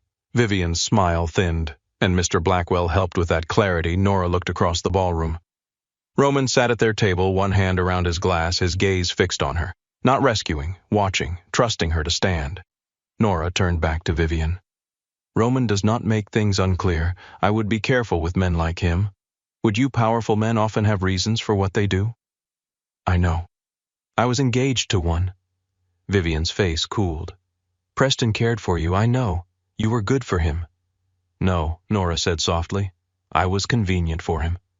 Vivian's eyes hardened beneath the pearls and powder. That is an unfair thing to say on his wedding day. Then it is fortunate I am only saying it to you. For a second, Vivian looked at her as if seeing a stranger. Nora felt no victory, not yet, just steadiness. Vivian leaned closer. Do not mistake attention for respect, Nora. Men like Roman Blackwell do not stand beside women like you unless there is something in it for them. Nora smiled then. Not sweetly, not cruelly, simply. You may be right, but at least he has never called selfishness practical. Vivian's mouth parted. Nora placed her untouched champagne flute on the table beside them. Excuse me. She walked back to Roman without rushing. Each step felt clean. When she reached the table, Roman stood to pull out her chair. What did she say? Nora sat. Nothing new. What did you say? Nora looked up at him. Enough. Roman's expression held something like pride, and it warmed her more than it should have. The first dance began soon after. Preston and Lila moved to the center of the ballroom as the lights dimmed. The band shifted into something slow and classic. Cameras lifted. Guests smiled. The couple began to dance. They looked perfect. Too perfect. Lila followed every step with precision. Preston smiled at the right moments. His hand rested at her waist with the careful ease of a man aware of being observed. Nora watched them and wondered whether either of them felt the weight of all those eyes or whether they had been raised beneath them so long that attention felt like air. When the dance ended, applause rose. Then couples began to join. Roman stood. Nora looked at his hand. No, yes, we practiced in an empty ballroom. This one has better lighting. Roman. He leaned down slightly. If you refuse me, they will wonder why. If I accept, they will watch. Let them. She hated that those two words still worked. She placed her hand in his. He led her onto the floor. The moment his hand settled at her waist, the world narrowed. The music softened around them. the chandeliers blurred into gold. Nora felt the warmth of him through the thin silk of her dress and tried to remember that this was performance. Roman guided her into the rhythm. She followed. No missed steps, no panic, no apology. "You're quiet," he said. "I'm concentrating, you're hiding." Her eyes lifted to his. "I thought you liked silence. I like useful silence." Nora looked past his shoulder. Preston danced with Lila several feet away. His eyes were not on his bride. They were on Nora. Once that would have broken her open. Now it simply seemed rude. Roman followed her gaze. "He is watching you. I know." How does it feel? Nora thought carefully. She searched for the old pain and found only a faint bruise. "It feels like seeing a house I almost bought before learning the foundation was rotten." Roman's mouth curved. "That is specific. I work in family law. We specialize in structural damage." His laugh was quiet, but she felt it through his hand at her back. Preston looked away first. Nora looked up at Roman. "That was nice. What not caring?" Roman's expression shifted. "You care, not the way I thought I would." His hand tightened slightly at her waist. Good. The song changed, but Roman did not release her. Neither did Nora. For one dangerous minute, the wedding disappeared. There was no Preston, no Vivian, no guests counting their closeness. Only Roman's hand at her back, her fingers resting against his shoulder, and the impossible thought that maybe the lie had become real somewhere between the first step and the last. Nora broke first. "I need air." Roman let her go at once. "Do you want me with you?" The question surprised her. He could have followed, ordered, decided. Instead he asked. Nora shook her head. "Just a minute." She slipped through the terrace doors and into the cold evening. The rain had stopped. The gardens were wet and shining, lit by lanterns strung between bare branches. Beyond the stone railing, the lawn rolled into darkness. Music drifted through the glass behind her, muffled now distant enough to feel like someone else's life. Nora leaned against the railing and closed her eyes. She had done it. She had walked in. She had faced them. She had watched Preston marry someone else and remained standing. The door opened behind her. She knew before he spoke that it was not Roman. Nora. Preston's voice moved through her like a memory trying to become a wound again. She turned. He stood a few feet away in his tuxedo hair, perfect bow tie loosened just enough to suggest charm without disorder. For one ridiculous second, she remembered him standing in her kitchen barefoot eating cereal from a mug because she had forgotten to wash bowls. Then the memory passed. Preston. He looked at her as if he had expected tears and found a locked door instead. "I wasn't sure you would come. You invited me." "I know. I just thought it might be too painful." "For whom?" He blinked. She let the question stand. Preston stepped closer. "You look different, so I've heard. I mean it. I know." His gaze moved over her face, searching. Then toward the ballroom. "Blackwell is not someone you should be involved with." Nora almost smiled. "There it is. What the concern?" His jaw tightened. "I am concerned. On your wedding day. That should tell you something." "It does, Nora. You don't know him." "And you do?" "I know enough." She turned slightly, facing him fully now. "You knew me for 2 years and still decided I was small enough to invite here as a decoration for your guilt. That is not fair. No, it is accurate." Preston's face flushed. "I didn't want to hurt you, but you were willing to." His voice lowered. "My family had obligations. You chose them. I chose reality." Nora nodded slowly. "There was a time I would have admired how cleanly you made that sound." "Nora, no, let me finish." He closed his mouth. She stepped away from the railing. "You told me I was comfortable, reliable, good. You said those things like they were compliments, but they were condolences. You made me feel like I was the chair in the corner of your life, useful, quiet, easy to move when a better piece arrived." Preston looked away. She had never seen him do that before. "You were not easy to leave," he said. "But you left." "Yes. And then you invited me here. I wanted peace between us. No, Preston, you wanted proof that I was still the kind of woman who would protect your comfort at the expense of my own dignity?" His expression hardened. "You came here with Roman Blackwell to prove a point." "Yes." The honesty struck him. Nora felt it strike her, too. "At first," she said. "But standing here now, I realize the point was never you." Preston's eyes narrowed. Do you think he loves you? The question entered the cold air between them. Nora did not answer fast enough. Preston saw that. His voice softened in the old way. Nor you are hurt, he is dangerous. Men like that know how to make women feel chosen. The nickname fell at her feet dead on arrival. Do not call me that. He reached for her arm. Nora, listen to me. His fingers touched her skin. Then Roman's voice cut through the terrace. Remove your hand. Preston released her as if burned. Roman stood near the door's expression, calm, eyes lethal. The music continued behind him, soft and absurd. Preston tried to recover. We were talking. You were finished. This is a private conversation. Roman walked closer. Not after you touched her. Preston straightened. This is my wedding. Roman stopped beside Nora. And yet here you are outside gripping another woman while your bride smiles for photographs. The color drained from Preston's face. Nora touched Roman's sleeve, not to stop him, to remind him she was there. Roman looked at her. She shook her head once. He understood. Preston looked between them, and something bitter moved across his face. You have no idea what kind of man he is, Nora answered before Roman could. I know what kind of man you are. That is enough for tonight. Preston's mouth tightened. For a moment Nora thought he would say something cruel enough to finish what little respect remained. Instead, he stepped back. Enjoy the rest of your evening. The words were for her. The warning was for Roman. He disappeared into the ballroom. Nora stood very still. The cold touched the damp places on her skin where Preston's fingers had been. Roman turned to her. Did he hurt you, no? Nora. No, she said again, softer. He startled me. Roman's eyes stayed on her arm. No one touches you to make you listen. The sentence was quiet, but it carried a violence that was not aimed at her. Something inside Nora loosened and ached. Roman. We're leaving. The reception is not over. It is for us. She looked through the glass, at the chandeliers, the flowers, the perfect tables.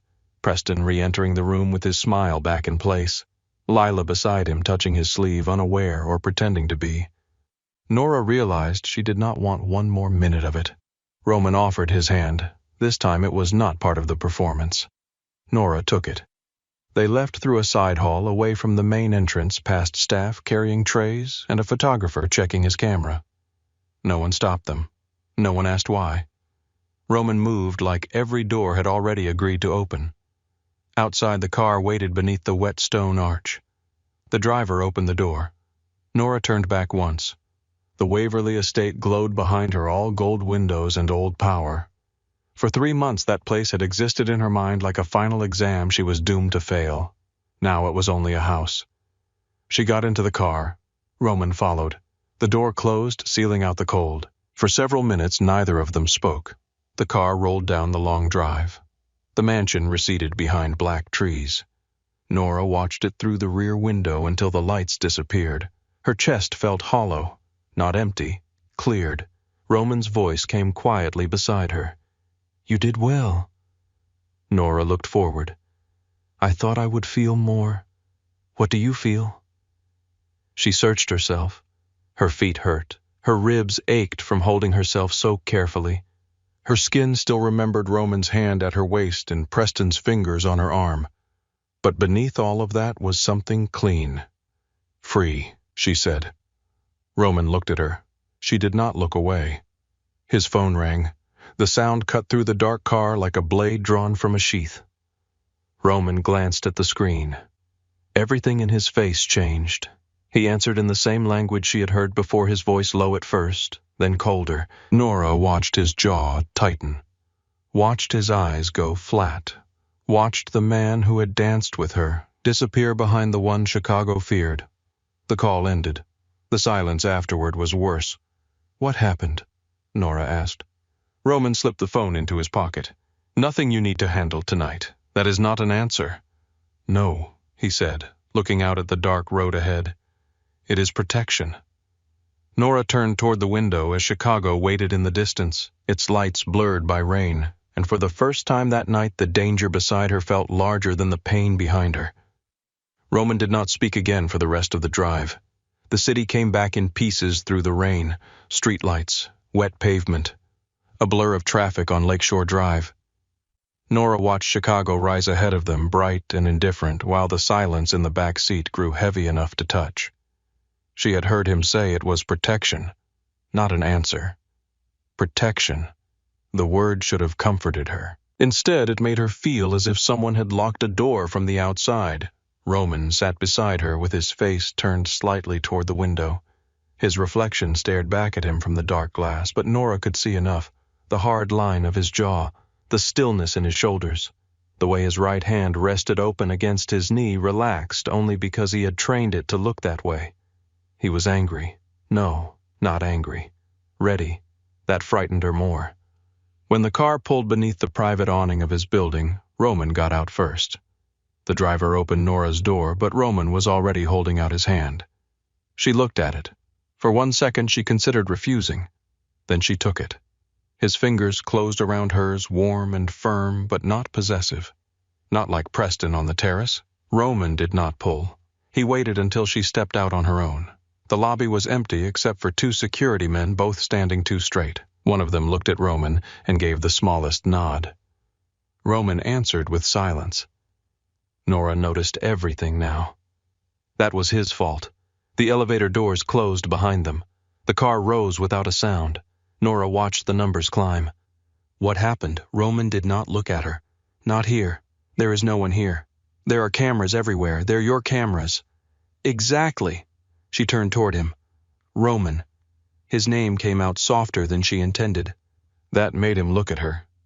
For one breath, the man from the ballroom returned. The one who had held her at the waist. The one who had watched her face Preston and looked proud in a way he tried to hide. Then the elevator opened. He stepped out. Nora followed him into the penthouse where the quiet felt different from before. Less elegant, more watchful. Roman crossed to the bar, poured whiskey into 2 glasses, and handed one to her. I don't want that. Hold it anyway. Why? Because your hands are shaking. She looked down. They were. She took the glass. Roman loosened his cuffs and rolled his sleeves with sharp, efficient movements.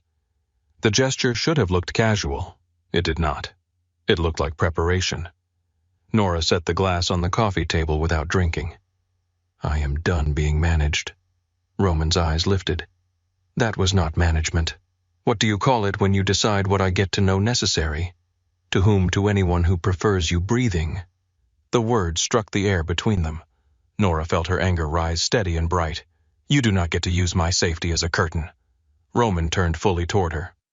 Nora, no, I stood in that room tonight. I faced Vivian. I faced Preston. I did everything you trained me to do. And the second something becomes real, you send me back to the children's table. His expression went cold. This has nothing to do with your pride. Everything has to do with my pride when men keep deciding my life for me. His eyes darkened. You have no idea what you are talking about. Then tell me. Roman looked away first. It startled her. He did it so quickly, so deliberately, that she understood it was not weakness. It was restraint. There was movement tonight, he said, outside the estate. What kind of movement? Men watching the exits. A car that did not belong. A message sent to one of my people. Nora's stomach tightened. Because of you, yes.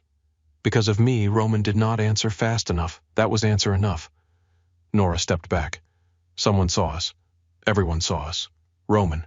He looked at her then, and there was no mask strong enough to hide the fury beneath his calm. The call in the car was about a missed shot. The room tilted.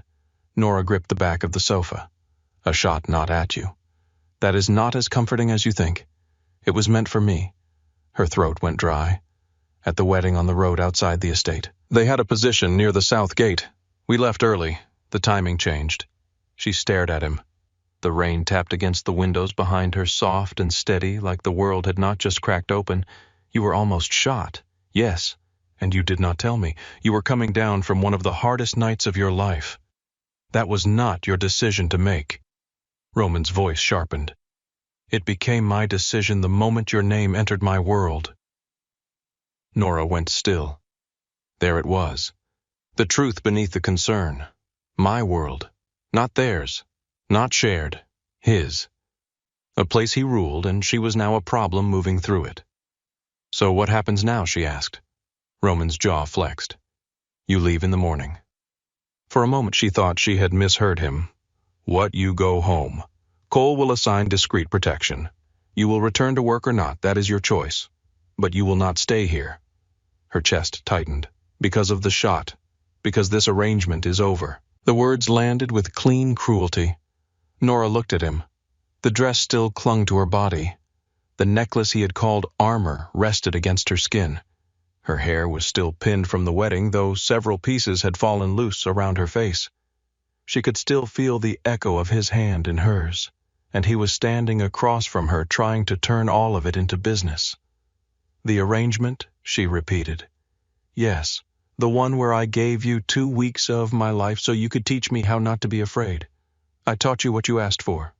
"No, you taught me too well." His eyes narrowed. "What does that mean?" "It means I can see when someone is lying because they are scared." Roman's face hardened. "I am not scared. You are terrified." The silence that followed was sharp enough to cut. Roman moved first, crossing the space between them with controlled force. "You need to be careful. So do you. I am not a man you fix with brave words." "I am not trying to fix you. Then stop looking at me like there is something here worth saving." Nora inhaled. The pain came late after the shock. "Is that what this is?" His gaze did not move. "What, you making yourself uglier so I will leave faster?" Roman's mouth tightened. "Nora, say it then." He said nothing. She stepped closer. "Look at me and say none of it was real. The ballroom, the balcony, the way you touched my hand in the car, the way you looked at me after I walked away from Vivian." Roman's eyes were flat now. Too flat. It was useful.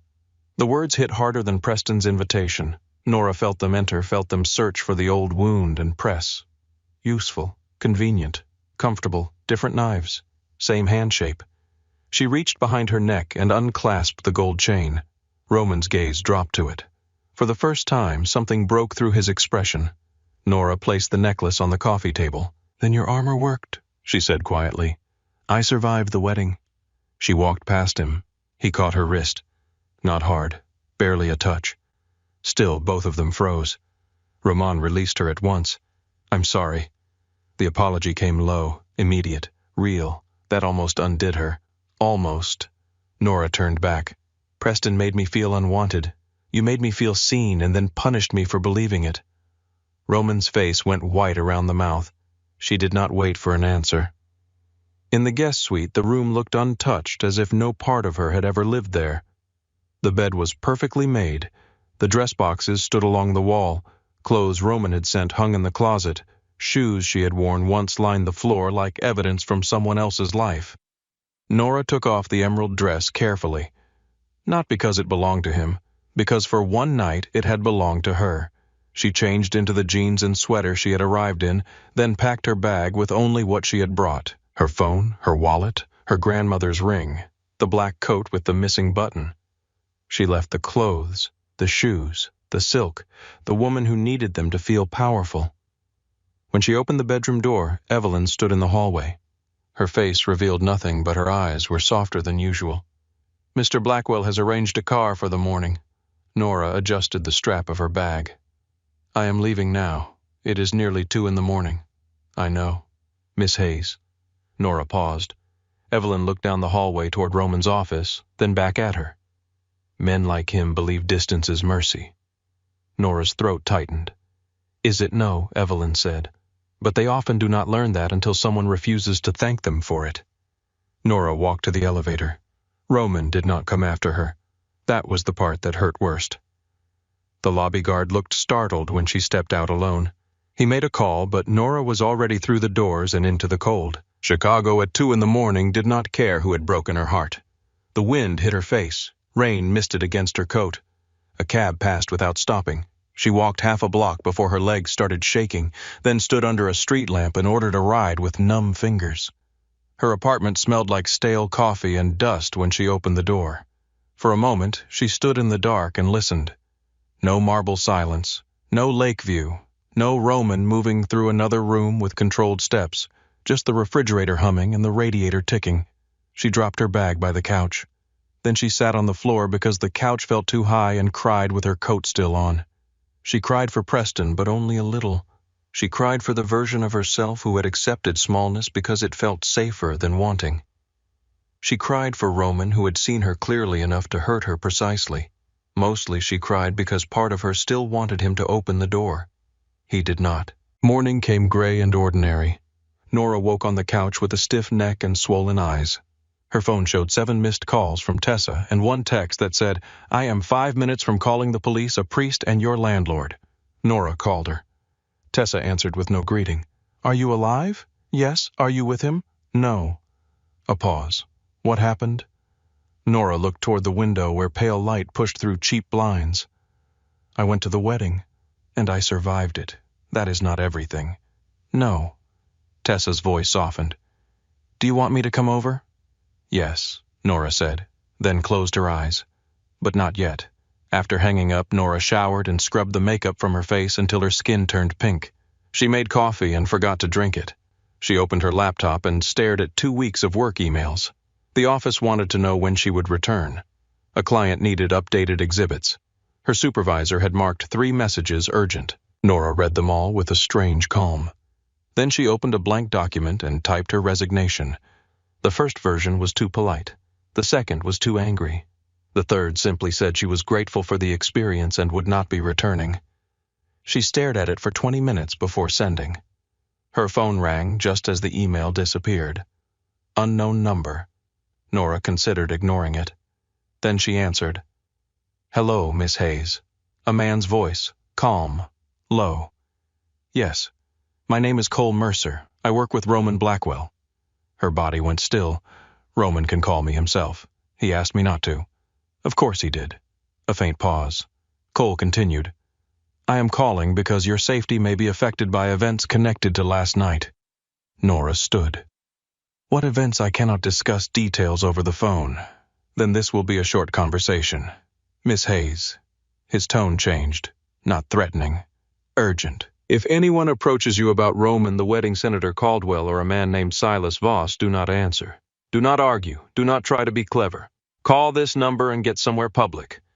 Nora's hand tightened around the phone. "Who is Silas Voss?" Another pause. "Someone who should not know your name." A cold line moved down her spine. "Does he?" "Yes." The apartment seemed too quiet now. Nora looked toward the window. A man stood across the street near the entrance of the corner market, smoking under the awning. Maybe nothing. Maybe everything. She stepped away from the glass. "Cole, what happened last night? I told you what you need to know." "No. You told me what Roman allowed you to say." This time Cole exhaled. Roman was targeted. It failed because he left the estate earlier than expected. Nora closed her eyes. The south gate, the phone call, his face in the car. He pushed me away because of that. Cole did not answer. "Cole, he pushed you away because the people who want him dead now have reason to look at you." There it was. Not softened, not dressed up. Truth. Nora sat down slowly. "Is he safe?" The question escaped before pride could stop it. Cole's voice went quieter. For now. For now is not an answer. It is the only honest one." The call ended with instructions she barely heard. "Keep doors locked. Stay away from the office. Do not talk to strangers. Report anything unusual." Nora stood in the middle of her small apartment, phone in hand, and felt the absurdity of it settle over her. Yesterday morning she'd been afraid of walking into a wedding. Now she was scanning the street for men who might know her name because she had stood beside Roman Blackwell. A knock sounded at the door. Nora stopped breathing. Then Tessa's voice came through. "If you are dead, I am going to be furious."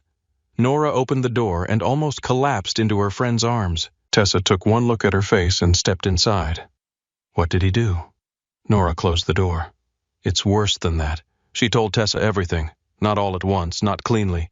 The words came in fragments while Tessa paced the living room barefoot, furious and afraid. The wedding, Roman, Preston, the shot, Cole's call, Silas Voss. By the end, Tessa stood with both hands pressed to her mouth. "You are leaving Chicago." "No, Nora, no. A crime boss's enemy knows your name. I heard that part. Then why are you using your courtroom voice?" Nora looked at the resignation email still open on her laptop. "Because I am done letting men decide that protecting me means removing me." Tessa stared at her. You are not going back to him." Nora did not answer. Tessa pointed toward the window. "No, absolutely not. I support healing, I support revenge dresses, I support quitting toxic jobs. I do not support marching into a Mafia penthouse because you want emotional clarity from a man whose employees say things like, 'Get somewhere public.'" Nora grabbed her coat. "I need the truth. You need therapy. I need both." Tessa caught her arm, gentle but firm. "Nora, listen to me. Wanting answers is not the same as being safe." Nora looked at her friend's hand on her sleeve. Tessa noticed and let go immediately. That was the difference. "I know," Nora said softly, "but if I let him push me back into ignorance now, then everything he taught me was just another cage." Tessa's eyes filled with worry. "And if getting the truth gets you killed," Nora swallowed, "then I need to be smarter than brave." The black car was not outside when Nora left. Either Roman had stopped watching her or had become better at hiding it. She took the train. It felt almost funny. The emerald dress had been replaced by jeans and a wool coat, the ballroom by a crowded train car smelling of wet coats and burnt coffee. No one knew she had danced with Roman Blackwell. No one knew a man named Silas Voss might know her face. A child in a red hat fell asleep against his mother's arm. An old man read the sports page. Life continued in public, ordinary and careless. Nora envied it. At Roman's building, the lobby guard stood when she entered. "Miss Hayes, I need to see Roman. I'm afraid Mr. Blackwell is unavailable. I didn't ask if he was available." The guard blinked. She stepped closer. "You can call him and tell him I'm here, or I can stand in the middle of this lobby and start saying names until everyone gets uncomfortable." The guard's jaw tightened. "What name's Silas Voss? Senator Caldwell, Southgate, missed shot." The elevator opened before the guard touched his earpiece. Roman stood inside. No suit jacket, black shirt, dark eyes. "Nora." The sound of her name almost broke her. She did not let it. "Funny, you are available." His gaze moved over her quickly, checking for harm. She saw it and hated that it warmed her. "Come upstairs." "No." Roman went still. "Excuse me, you do not get to summon me like a witness and dismiss me like evidence. We talk here or we do not talk." The lobby had gone very quiet. Roman looked at her for a long moment. Then he stepped out of the elevator. "All right, that was unexpected." Nora folded her arms because her hands wanted to shake. "Who is Silas Voss?" Roman's expression hardened. "Cole called you." "Yes. He had instructions. He followed the useful parts." Roman looked toward the guard. The man immediately found something fascinating behind the desk. Roman lowered his voice. "Silas Voss runs what is left of the old West Side cruise. Guns, pills, debt collections. He has been pushing into my territory for 6 months. And the Caldwells." His eyes sharpened. "You have been busy." "I am a paralegal. Following money and lies is most of the job." A flicker of something crossed Roman's face. Pride, maybe. It vanished. "Caldwell has ties to men who protected Voss years ago. The wedding put half the state's dirty secrets under one roof, and you used me to get inside. At first. The honesty landed differently now, and after Roman looked at her. After you became the only person in that room I cared about leaving alive." The words entered her chest before she could defend against them. She looked away. "That is not enough." "I know. No, I don't think you do. You cannot train me to stand up straight, then punish me when I stand up to you." His jaw tightened. "I was trying to keep you alive. You were trying to keep control." The words hit him. This time he did not deny them. Nora's voice softened, but not weakened. "I am afraid, Roman. I am angry. I am completely out of my depth, but I will not go back to being protected by silence." A long pause stretched between them. Then Roman said, "Come upstairs, not because I command it, because there are things you should know and I would rather say them where the walls belong to me." Nora studied him. Truth. She stepped into the elevator.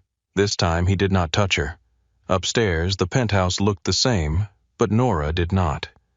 That changed the room more than any furniture could have. A woman waited near the windows. She was tall, lean, with dark blonde hair cut at her jaw, and a face that did not waste expression.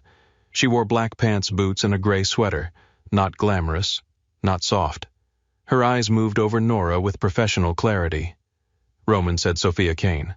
Sophia nodded. "Nora Hayes." You know me, I know enough to say you need better situational awareness and shoes you can run in. Nora glanced down at her boots. They are comfortable.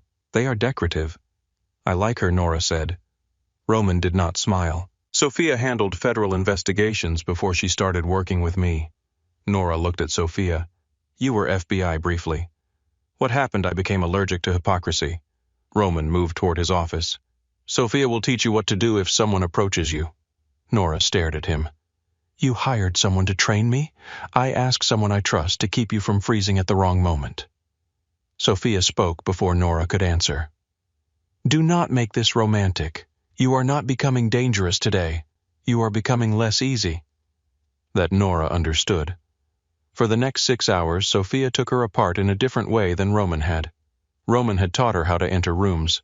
Sophia taught her how to leave them alive. They worked in a private gym on the lower floor of the penthouse. No mirrors, padded floor, fluorescent lights. Nothing elegant. Sophia taught her to break a wrist grip. Again, again, again. Nora failed the first dozen times. You are pulling away, Sophia said. That seems logical. It is instinctive. Not logical. He is stronger. Use the thumb gap. Nora tried again. Sophia caught her easily. No. Again. This time Nora stepped and tore her wrist free. Sophia nodded. Better. Nora breathed hard. That would work sometimes. Against one grip, in 1 second. If you do not panic. That is not reassuring. Good.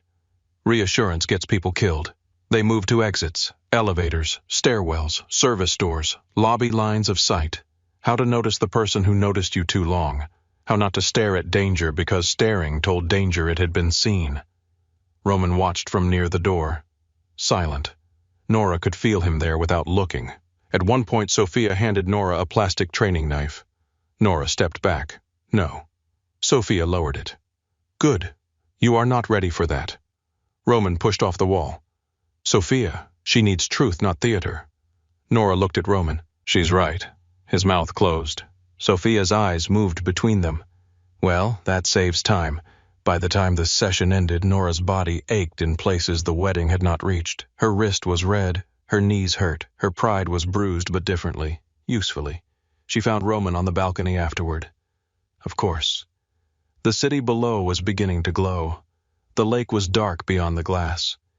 He stood with his hands on the railing, the same posture as before, but now Nora knew how much of him was locked behind it. She stepped beside him. I am not glass, I know. You act like you don't. I act like everything I touch becomes a target. Nora watched the lights across the water. That sounds lonely. Roman let out a breath that was almost a laugh. It is efficient. No, it is lonely. You just made loneliness wear a better suit. He turned his head. You make a habit of walking directly into dangerous places. I learned from you. That is not funny. I know. The quiet between them softened. Roman's voice lowered. I did not sleep after you left. Nora's fingers tightened on the railing. Neither did I. I wanted to come after you. Why didn't you? Because I thought letting you hate me might keep you safer. Nora looked at him, and now his eyes held hers. Now I know you are too stubborn to survive on hatred alone. The corner of her mouth moved despite herself. That may be the nicest thing you've said to me. It was not meant as a compliment. It still worked. For a moment he almost smiled. Then Cole entered the living room behind them. Roman saw his reflection in the glass and turned at once. Cole's face was grim. We have a problem. The softness vanished. Roman stepped inside. Nora followed. Cole glanced at her, then at Roman. Roman said, Speak. Voss grabbed Matteo outside Cicero. He is moving product through the Calumet warehouse tonight. Word is he wants you to come personally. Roman's expression went still. A trap. Yes. Who else knows? Only the inner crew. Nora watched the room change around the men. The air tightened. The penthouse became less homeless fortress, more command center. Roman looked at Sophia. Keep her here. Nora's head turned. Do not start. Roman faced her. This is not a conversation. You promised truth. And the truth is you are not coming near this. Sophia stepped in. He is right. Nora looked at her. Sophia's face was calm. You can hate it and still hear it. 6 hours of training does not make you useful in a gunfight. Nora's anger burned, but it did not blind her. That was new. She looked at Roman. I am not asking to come. His eyes searched hers. Good, but do not lie to me when you come back. Something moved in his face. When I come back, he said. Nora heard the correction. She also heard the promise beneath it. Roman left within 20 minutes. The penthouse filled with motion. Men arrived and disappeared. Cole checked weapons in silence. Sophia made calls near the window. Roman changed into black and looked less like a man than a decision no one could stop. Before he walked out, he came to Nora. Not close enough to touch. Nora. She wanted to say be careful. It sounded too small, so she said, come back with the truth. Roman's eyes held hers. I will. Then he was gone. For nearly an hour, Nora stayed where she had promised to stay. She sat in the living room with Sophia listening to the quiet after violence had left the building. Sophia watched the security monitors. Nora watched Sophia watch them. Then Cole's voice came through Sophia's earpiece. Nora could not hear the words, but she saw Sophia's face change. What Nora asked, Sophia raised a hand, listened, then swore under her breath. Nora stood. What happened? Sophia looked at her. Stay here. The old Nora might have obeyed because command had weight. The new Nora heard the space between the words. Something was wrong. Sophia moved toward the hall. Nora followed. Nora. What happened? Sophia turned. Roman's convoy lost contact near the river. The room went cold. Nora felt fear move through her fast and wild. Then Sophia said the one thing that made obedience impossible. We do not know if he is alive. Nora looked toward the elevator. Sophia stepped into her path. No. Nora's voice came out quiet. Move. You walk out that door, you become one more problem. Then tell me the truth. I just did. No. You told me the fear. Tell me the plan. Sophia stared at her. For a moment Nora thought she would physically stop her.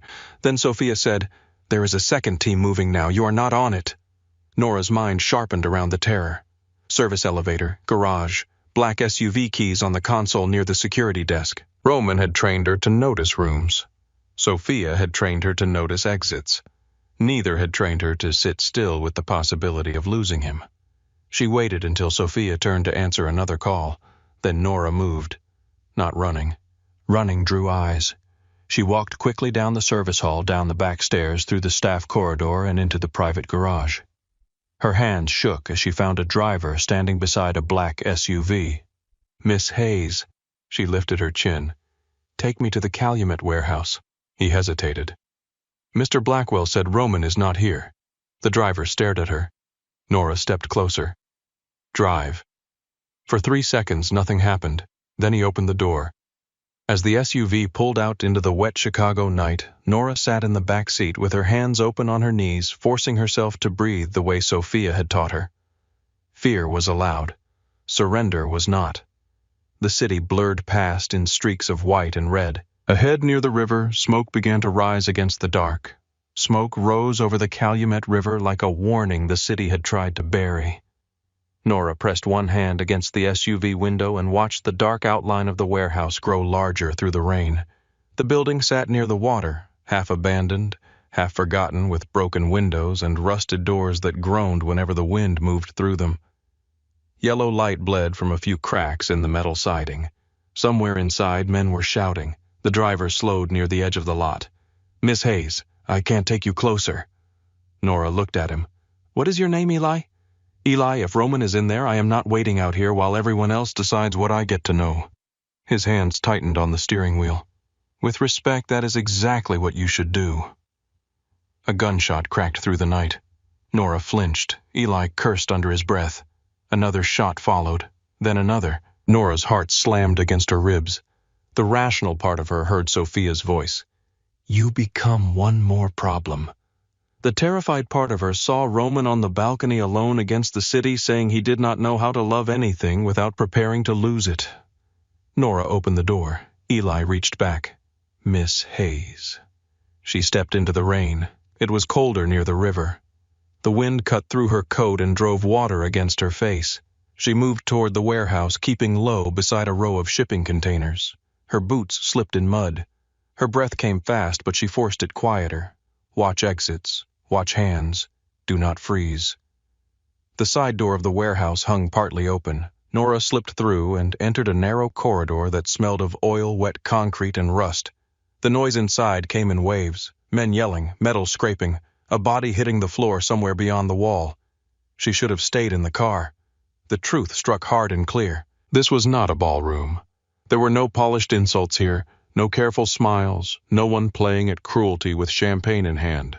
This was Roman's world without the suit, without the marble, without the illusion that danger could be shaped into something beautiful. Nora kept moving anyway. At the end of the corridor, the warehouse opened into a wide space stacked with crates and old machinery. Puddles reflected strips of yellow light from overhead lamps. A black SUV sat near the center with both doors open. 2 men lay on the floor alive or dead, she could not tell. She saw Cole behind a concrete pillar gun raised speaking into an earpiece. Then she saw Roman. He stood near the far side of the warehouse, one shoulder dark with rain, and something worse. His face was calm, too calm as he aimed his weapon toward a metal staircase where a lean man in a gray coat backed toward an exit. Silas Voss. Nora knew it before anyone said his name. Some men looked dangerous because they were large. Silas looked dangerous because he seemed empty of anything that could slow him down. Roman advanced 1 step. Silas smiled. "You always did like dramatic entrances, Blackwell." Roman's voice was flat. "Put the gun down." Silas lifted his hand slightly, showing the pistol without surrendering it. "You first." The scene held for 1 breath. Then a hand clamped over Nora's mouth from behind. She tried to scream, but the sound died against a leather glove. An arm locked around her waist and dragged her back into the shadow of a stack of crates. Nora twisted, but the grip tightened. "Quiet," a man hissed near her ear. Panic exploded through her body, then training cut through it. Thumb gap, shift weight, do not pull straight back. She drove her heel down onto his foot. The man grunted. She turned her wrist hard and tore one hand free, but he caught her again and shoved something cold against her side. A gun. Her body went still. "Smart girl," he whispered. "Stay smart." He pushed her forward into the light. Roman saw her. Everything in him changed, not his posture, not his hands. To anyone else he may have looked the same, but Nora saw the terror break through his eyes before he crushed it back. The man behind her laughed, found something wandering where it shouldn't. Cole turned his gun, but Roman snapped one hand up. "Don't." Silas looked from Roman to Nora, and his smile widened. "Well," Silas said, "that answers the question." Nora felt the gun press harder into her ribs. Roman's gaze stayed on her face. "Nora." She tried to breathe. "I'm sorry." The words came out small. "Wrong." There was no time for sorry. Silas descended 2 steps, enjoying every second. The famous Roman Blackwell. The man who keeps no weaknesses. The man who built a city on fear. His eyes slid to Nora. "And here she is, walking right into my hands." Roman's gun remained aimed at Silas. His voice was quiet. "Let her go." Silas tilted his head. "You have a shot. Take it." The warehouse seemed to stop breathing. Nora understood then. Roman had a clean line to Silas, but not if the man behind her pulled the trigger. She felt Roman's choice before he made it. The rage in his eyes, the calculation, the surrender he hated. Slowly, Roman lowered his gun. Silas laughed softly. "There he is." In that instant, everything moved. Cole fired at the light above them. Glass shattered, sparks dropped. The warehouse plunged into broken darkness. The man behind Nora jerked, startled. Nora twisted with everything Sophia had drilled into her body. She turned toward the thumb, not away, shoved her elbow back, and dropped her weight. The gun went off. The sound tore through the air. Nora hit the floor hard. Roman reached her before she could think. He pulled her behind a crate, his body covering hers as shots ripped through wood and metal. "Are you hit?" His hands moved over her arms, her shoulders, her sides. "No," she gasped. "No, I don't think so." His face was inches from hers. For 1 second the warehouse disappeared. Then Cole shouted from across the room, "Voss is running." Roman looked toward the far exit. The old Roman, the one made of vengeance and control, was already moving behind his eyes. Nora grabbed his sleeve. He looked back. "Go," she almost said. But the words would have been a lie. His choice had already been made. Roman turned away from the exit and lifted Nora to her feet. We move now. Cole and 2 other men closed in. The man who had grabbed Nora was down near the crates, groaning, disarmed. Silas was gone, swallowed by the rain and smoke beyond the warehouse. Roman did not chase him. That was how Nora knew what her mistake had cost. They got her into a waiting SUV near the side entrance. Roman climbed in beside her, soaked with rain, face hard as stone. Cole slammed the door and got into the front. No one spoke for several minutes. Nora stared at her hands. Mud under her nails. A scrape across one palm. Her wrist red where the man had grabbed her. Roman looked out the window. The distance between them felt worse than anger. At last, Cole turned from the front seat.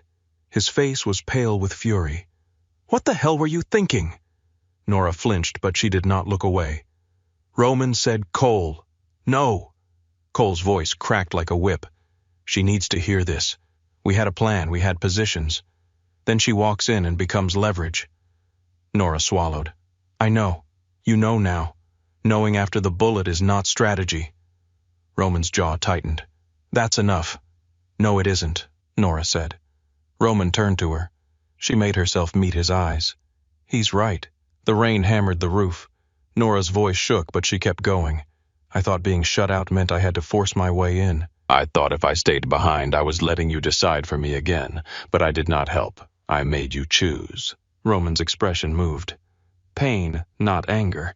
I was always going to choose you. That is the problem," she whispered. "Tonight that almost got someone killed." Cole looked away first. Roman said nothing. When they reached the safe house, Sophia was waiting in the doorway. She took one look at Nora and said, "You are alive." Nora nodded. Sophia stepped closer, then slapped her. Not hard enough to injure, hard enough to shock. Roman moved. Sophia pointed one finger at him. "Don't." Nora held her cheek, stunned. Sophia's eyes burned. That was for confusing panic with courage. Nora's throat tightened. "I deserved that. Yes." Sophia's voice softened by a fraction. "Now sit down so I can check if you are bleeding." The safe house was not like Roman's penthouse. It was plain and spare, with reinforced windows, old furniture, and the smell of coffee that had been burning too long. Sophia cleaned the scrape on Nora's palm. Cole paced in the kitchen. Roman stood near the door, silent and unreachable. Nora watched him over Sophia's shoulder. "He's hurt." Sophia did not look up. "His shoulder. Graze. He refused treatment until you were checked." Nora closed her eyes. "Of course he did." After Sophia finished, Nora found Roman outside on the back porch. The rain had softened to mist. He stood beneath the overhang shirt collar, open blood darkening the fabric near his shoulder. "Roman." He did not turn. "You should let Sophia look at that. It's nothing. Don't lie to me." That made him turn. The porch light carved shadows under his cheekbones. He looked exhausted in a way she had never seen before. "I watched a gun press into your side," he said. For 3 seconds, the entire world became that one place. Nora stepped closer. "I'm sorry." His laugh was quiet and broken. "I know. I needed the truth, but I chose the wrong way to demand it." Roman looked at her for a long moment. "I taught you to walk into rooms like you belonged in them. I forgot to teach you that some rooms are built to kill everyone inside. You tried." "No," he said. "I ordered. I pushed.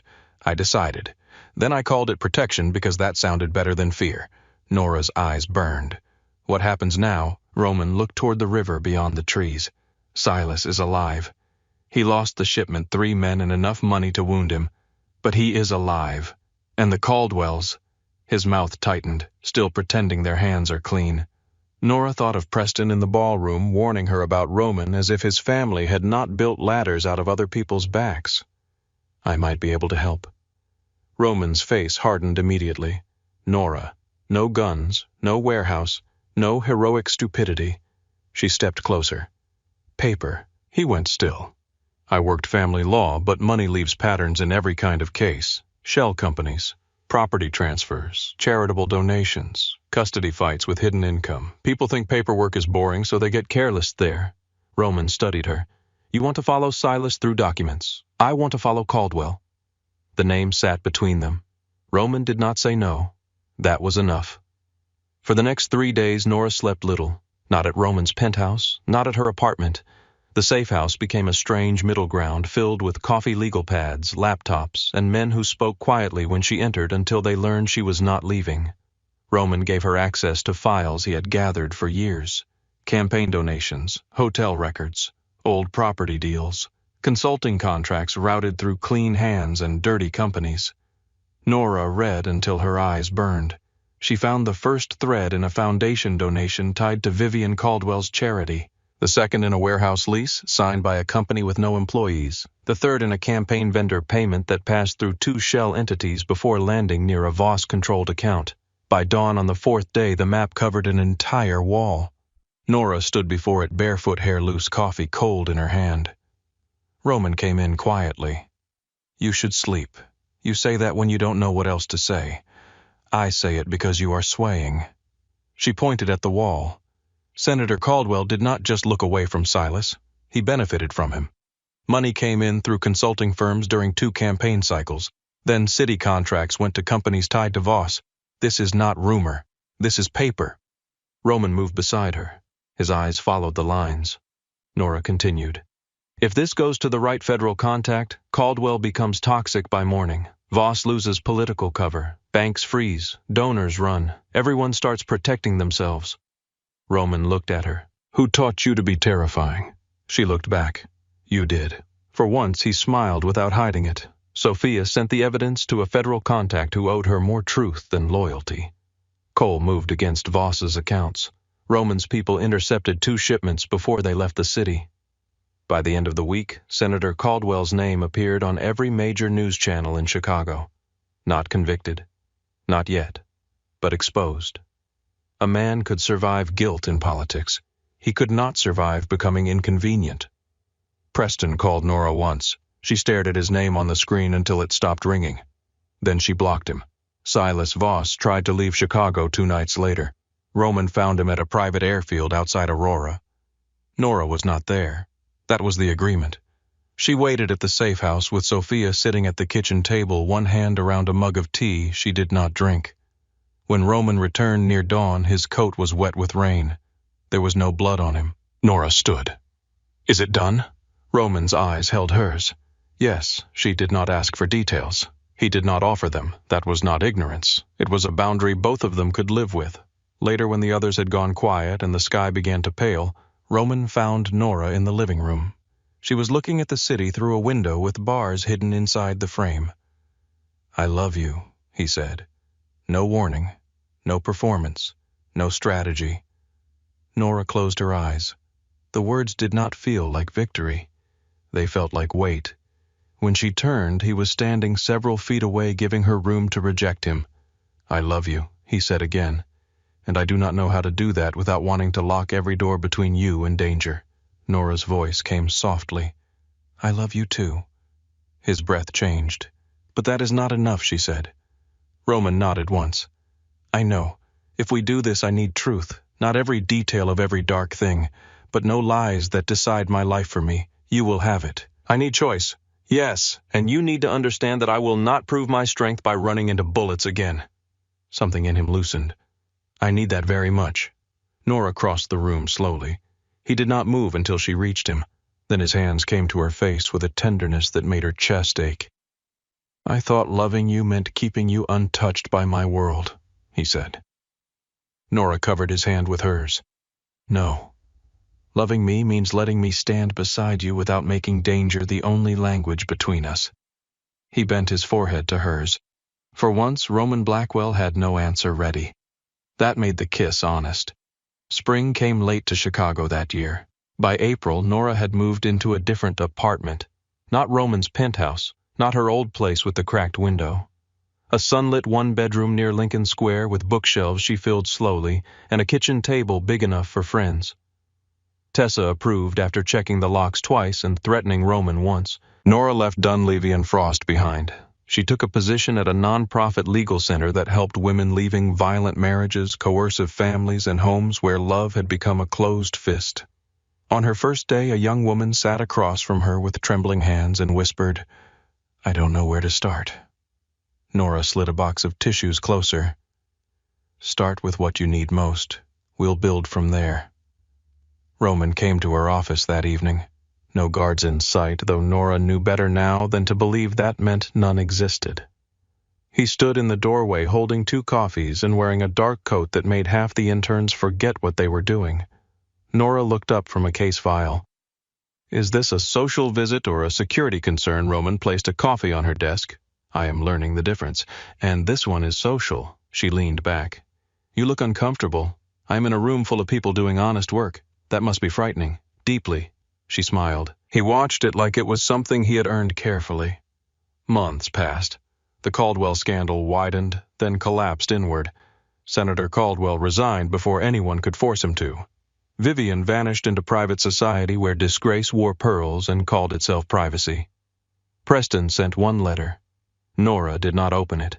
She burned it in Tessa's kitchen sink while Tessa raised a glass of cheap wine. Roman changed more slowly. He moved portions of his business into cleaner hands. He gave Cole more authority. He did not become harmless. Nora never asked for that lie, but he became more honest about what he could leave, what he could change, and what still lived in the shadows with his name on it. Some nights were difficult. Some arguments ended with doors closed too hard. Some truths took longer to say than others. But Roman stopped disappearing behind cruelty when he was afraid, and Nora stopped mistaking distance for dignity. 1 year after the wedding, Nora returned to the Waverly estate. Not as a guest at Preston Caldwell's marriage, not as a woman proving anything to a man who had failed to see her. The estate had been sold after the scandal and turned into an event venue for charitable foundations. That night, warm light filled the old ballroom again, but the room felt different. Less like a stage for power, more like a place waiting to be reclaimed. Nora stood near the side entrance in a deep blue dress reading over her speech one last time. Roman stood beside her adjusting one cufflink. "You are nervous. I am speaking in front of 200 people. You faced Vivian Caldwell with champagne and no backup. I had backup." He looked at her. She smiled. "I had me." His expression softened. "Yes, you did." The event coordinator called her name. Nora stepped onto the stage. For 1 second the room blurred. Chandeliers, flowers, faces turned toward her. A year ago this same house had held her like a wound. Now she stood beneath its lights with both feet steady. She found Roman at the back of the room. He was watching her, proud and quiet, still dangerous, but no longer the only source of her courage. Nora looked out at the audience. "My name is Nora Hayes," she began, then paused as a small smile touched her mouth. "Nora Blackwell, actually. But I spent too many years making myself easier to overlook, so tonight I am saying the whole thing clearly."